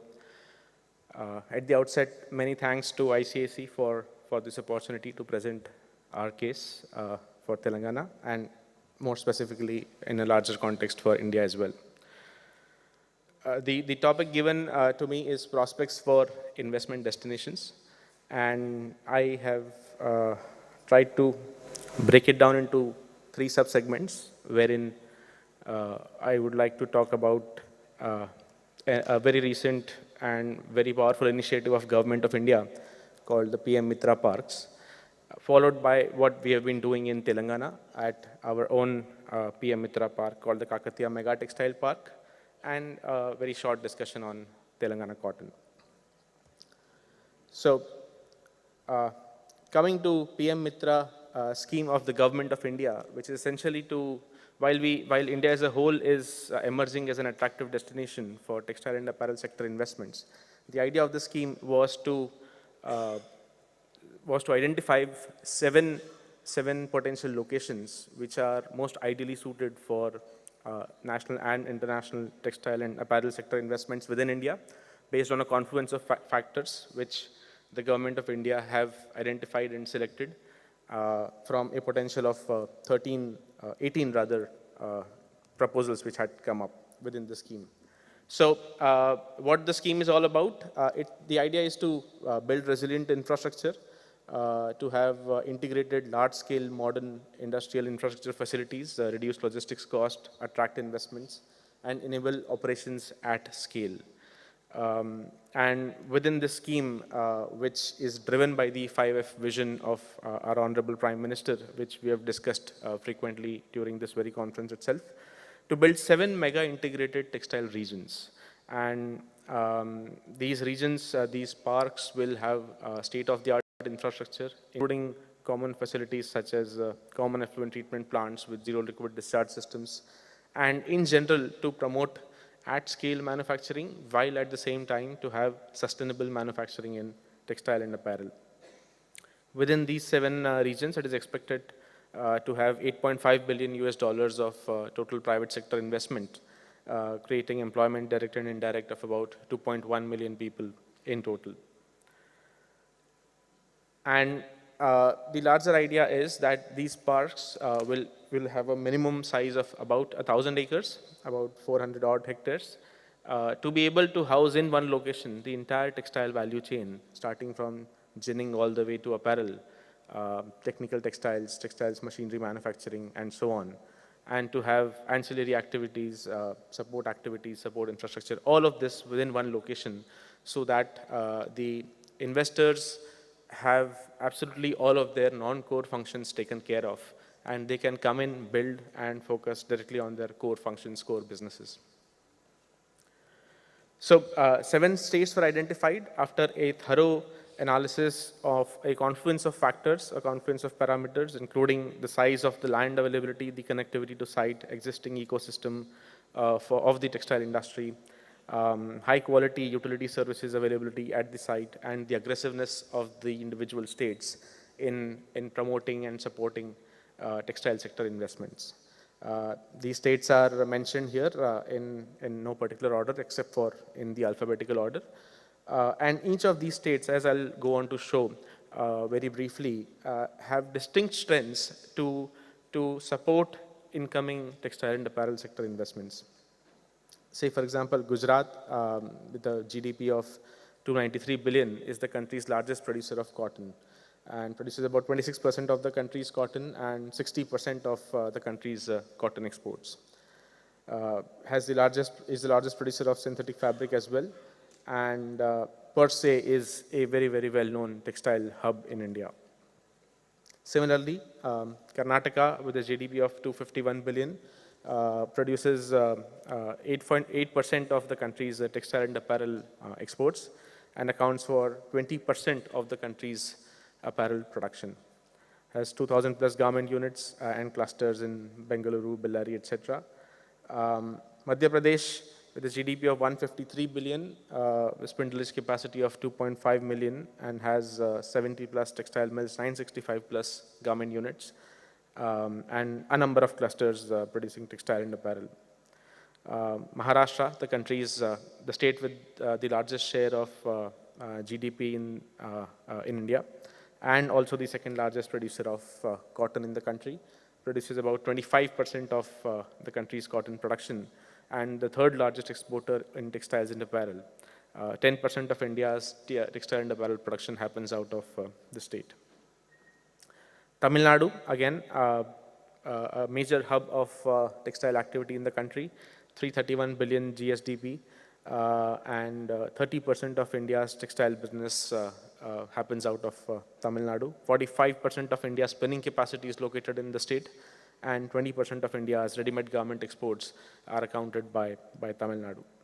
Various very, very well-known clusters of Karur, Erode, Tirupur, Coimbatore, etc. are present here. Telangana, of which I will speak in detail in subsequent slides, about 160 billion USD of GDP, highest per capita income for any state in India, and is the third largest cotton producing state in the country. Produces about 17% of India's cotton, and very, very large opportunity for development of downstream textile and apparel industry. And lastly, Uttar Pradesh, with a GDP of 273 billion, contributes about 8% to the country's GDP. Largest rail network, second largest national highways network. 13% of India's fabric production happens out of this state, the third largest, and 90% of India's carpet production happens out of UP. So these states, the idea was to narrow down to 7 locations within the country, which are large enough to make a meaningful impact, but at the same time small enough to be able to really, really focus all our efforts, be it from the center, be it from the respective state governments, presence of infrastructure, presence of industry, and so on. Coming to Telangana, one of the 7 PM Mitra parks is in Telangana. We call it the Kakatiya Mega Textile Park. And a brief overview of the state, as I mentioned, the largest per capita income comes out of Telangana, and substantially higher than the national average. The state is the youngest state, has been formed recently about 9 years back, and has consistently punched above its weight accounts for about 2.5% of the country's population, but contributes about 5% to the country's GDP. The Kakatiya Mega Textile Park is coming up in just outside the second largest city of the state, called Warangal. Culturally rich, traditionally has a very, very rich cultural history, and is also the location where we want to create a thriving textile ecosystem. Just some facts about where the park is, what the connectivity is all about. This is the park amongst the 7 locations, which is at a relatively advanced stage. So we are in a position to present the layout as well as what all infrastructure components are available in the park. This is the layout of the park. The red boundary that you see encompasses about 1,200 acres of land, and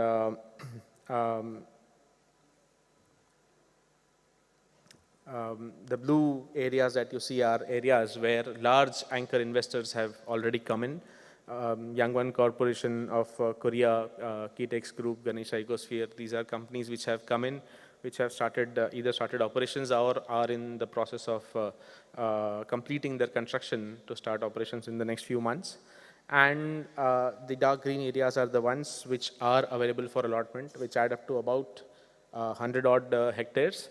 And since the larger anchor investors are already in place, all our infrastructure is geared to meet their timelines. So any entity starting construction today, be it power, be it water, be it common effluent treatment plants, all of that would be in position well before you even start construction.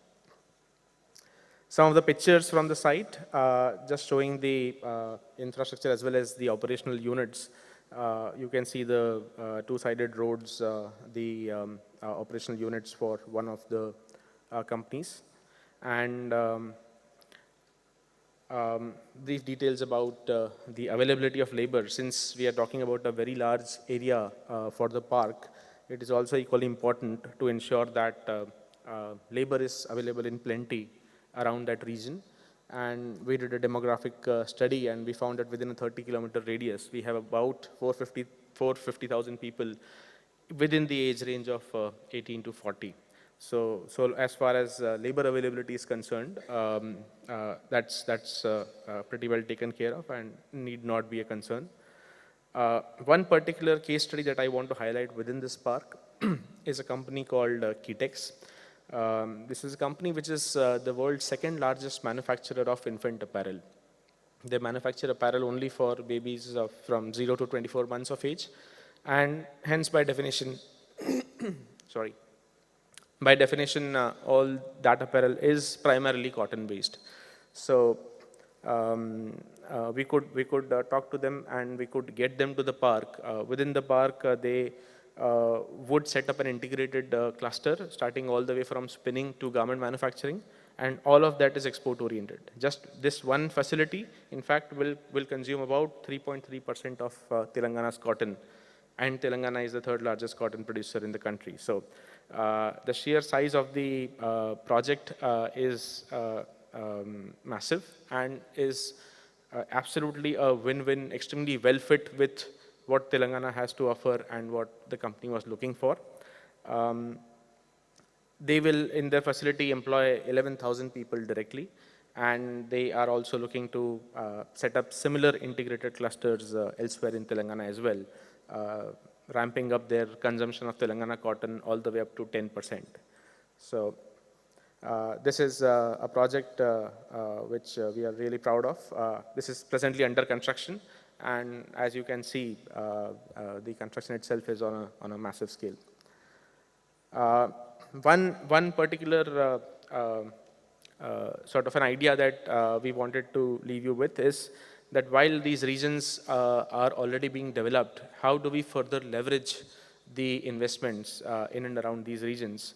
And the idea was that the PM Mitra parks, the mega textile parks, can act as a hub, and we can have apparel manufacturing in scope formation within a 50 to 100 kilometer radius. What this does is that people, once the park gets filled up, people do not have to travel all the way to one location to get employment in the apparel units. And the park can be a producer of a fabric, fine quality fabric, because you have common effluent treatment plants there as well. A lot of fabric can be manufactured which need not be consumed within the park. That fabric can in turn be consumed in these apparel parks which are around the periphery.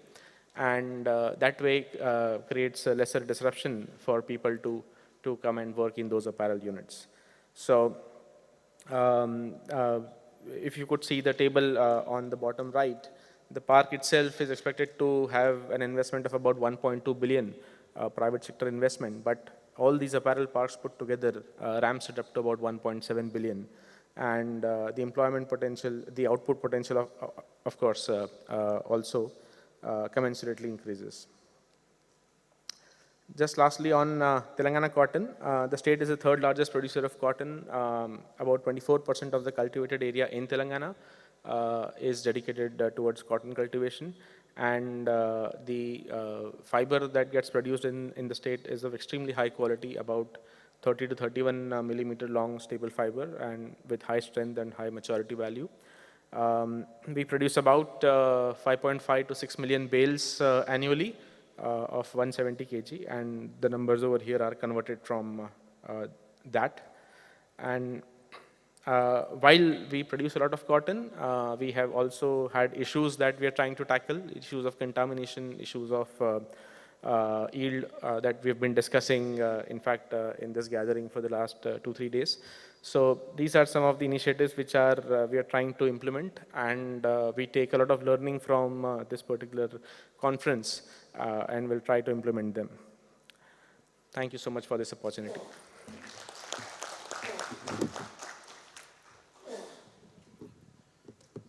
Thank you, Mihir, for this perspective on Telangana and also about PM Mitra Parks. May I now invite Ms. Shubhra from the Ministry of Textiles to give us a national level perspective on investment opportunities in the textile sector.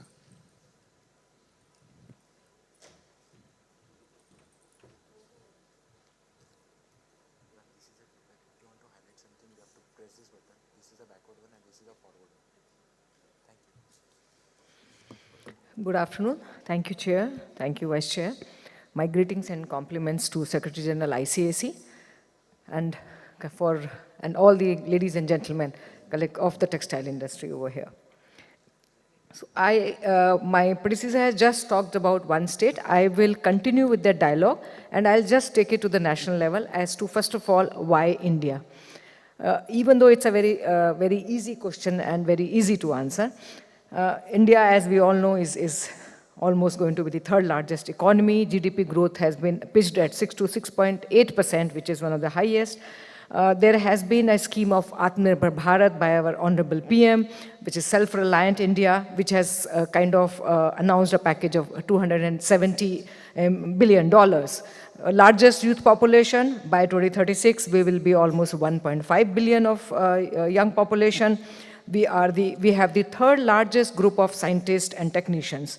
Urban population is increasing. By 2030, we are thinking 42% of us will be in the urban areas. There is a very big transformation towards infrastructure development. Everybody is focusing on industrial corridors, in developing industrial zones. And there is a very high awareness about rising global competitiveness.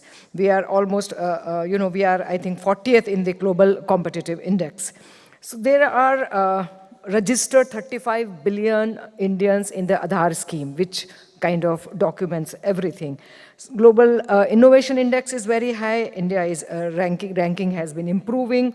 Our maritime trade is increasing. Indian Ocean is going to be the focus. So that kind of answers why India. Now coming to the textile sector. I think I just had a very small presentation of 5-10 minutes. Can you help me with starting this? So I was just going to highlight few points as to why textile. Of course, India I have already talked about. And why textile? I'm sure in last 3-4 days you have been hearing about the entire textile ecosystem in India. how and where are we placed? They are struggling with that. So in the meantime, I'll just give you some numbers, which I'm sure you have heard, and I'll be just repeating myself.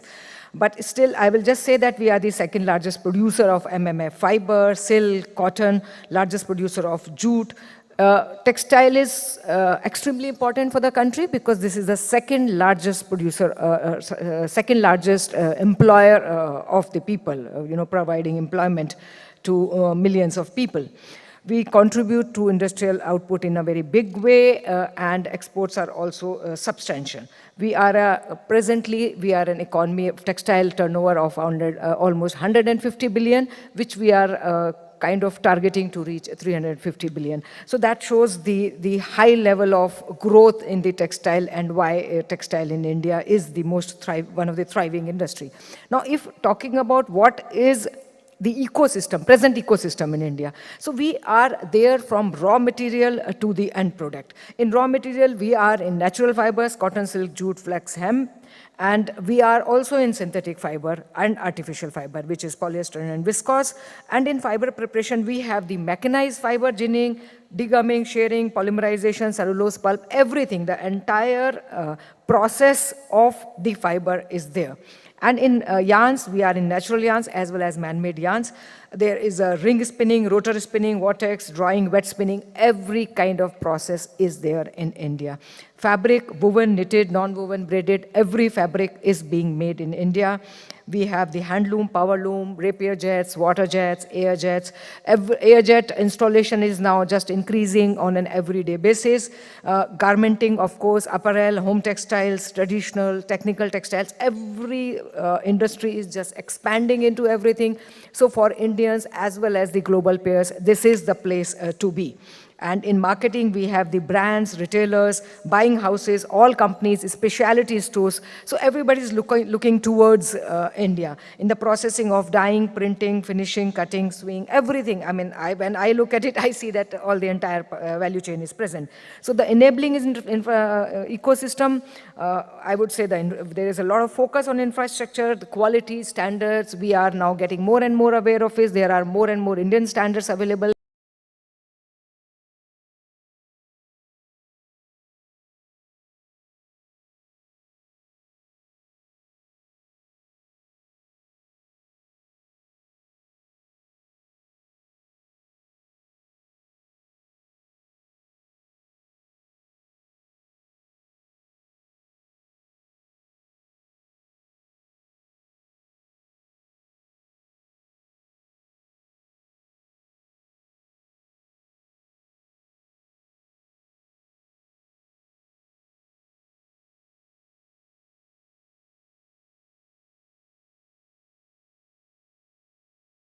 I'm sure you already know that there is a 100% FDI in the automatic route in the textile sector.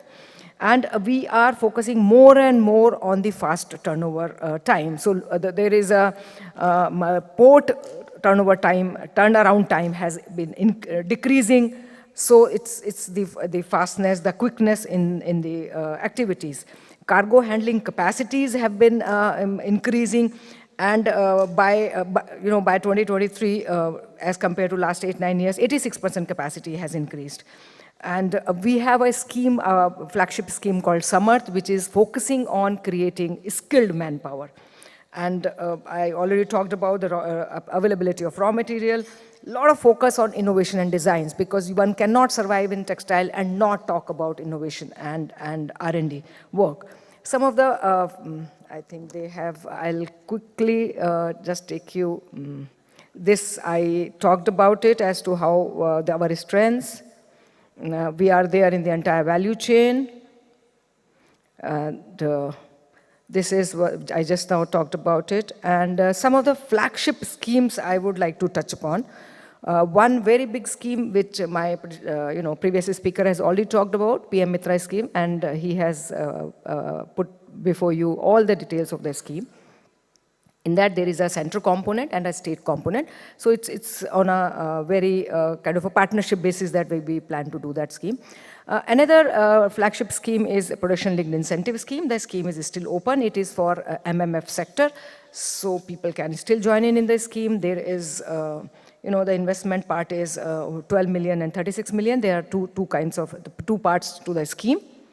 And this we have put aside at least, in this we have already got a very good response.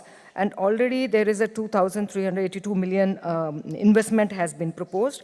There are foreign participants also. The investment criteria, it is only a greenfield scheme for us, the way we have proposed. And then you have a turnover threshold of 24 million and 72 million in two different kinds of a scheme.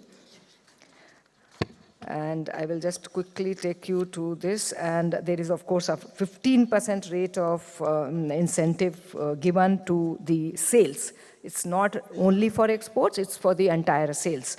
So we are not doing it anything which is like just export focused, because we want to increase the entire kind of a ecosystem. PM Mitra, I don't have to talk about, because I think you were already given a lot of information on that. So as I said, there is an infrastructure subsidy from the center, and then there is an individual subsidy to the industries who will come into that park. So to begin with, we have kept aside 36 million for to be distributed to each one who is like a early bird kind of an incentive. And then coming to innovation and R&D, this is another flagship scheme of Government of India, whereby we are focusing, we are funding, we are supporting any kind of new research on fibers, on products of textiles. In this, we have already got projects on carbon fiber, on nylon 66 and glass fiber. So, 120 million have been set aside for supporting all R&D efforts. And I think, ladies and gentlemen, that's what I wanted to say, because for showcasing that India is attractive and textile sector is attractive, I think this has been already appreciated by all, and I think lesser said the better. Everything is out there. So most welcome to come to India, and we would be very happy to partner with you. Thank you.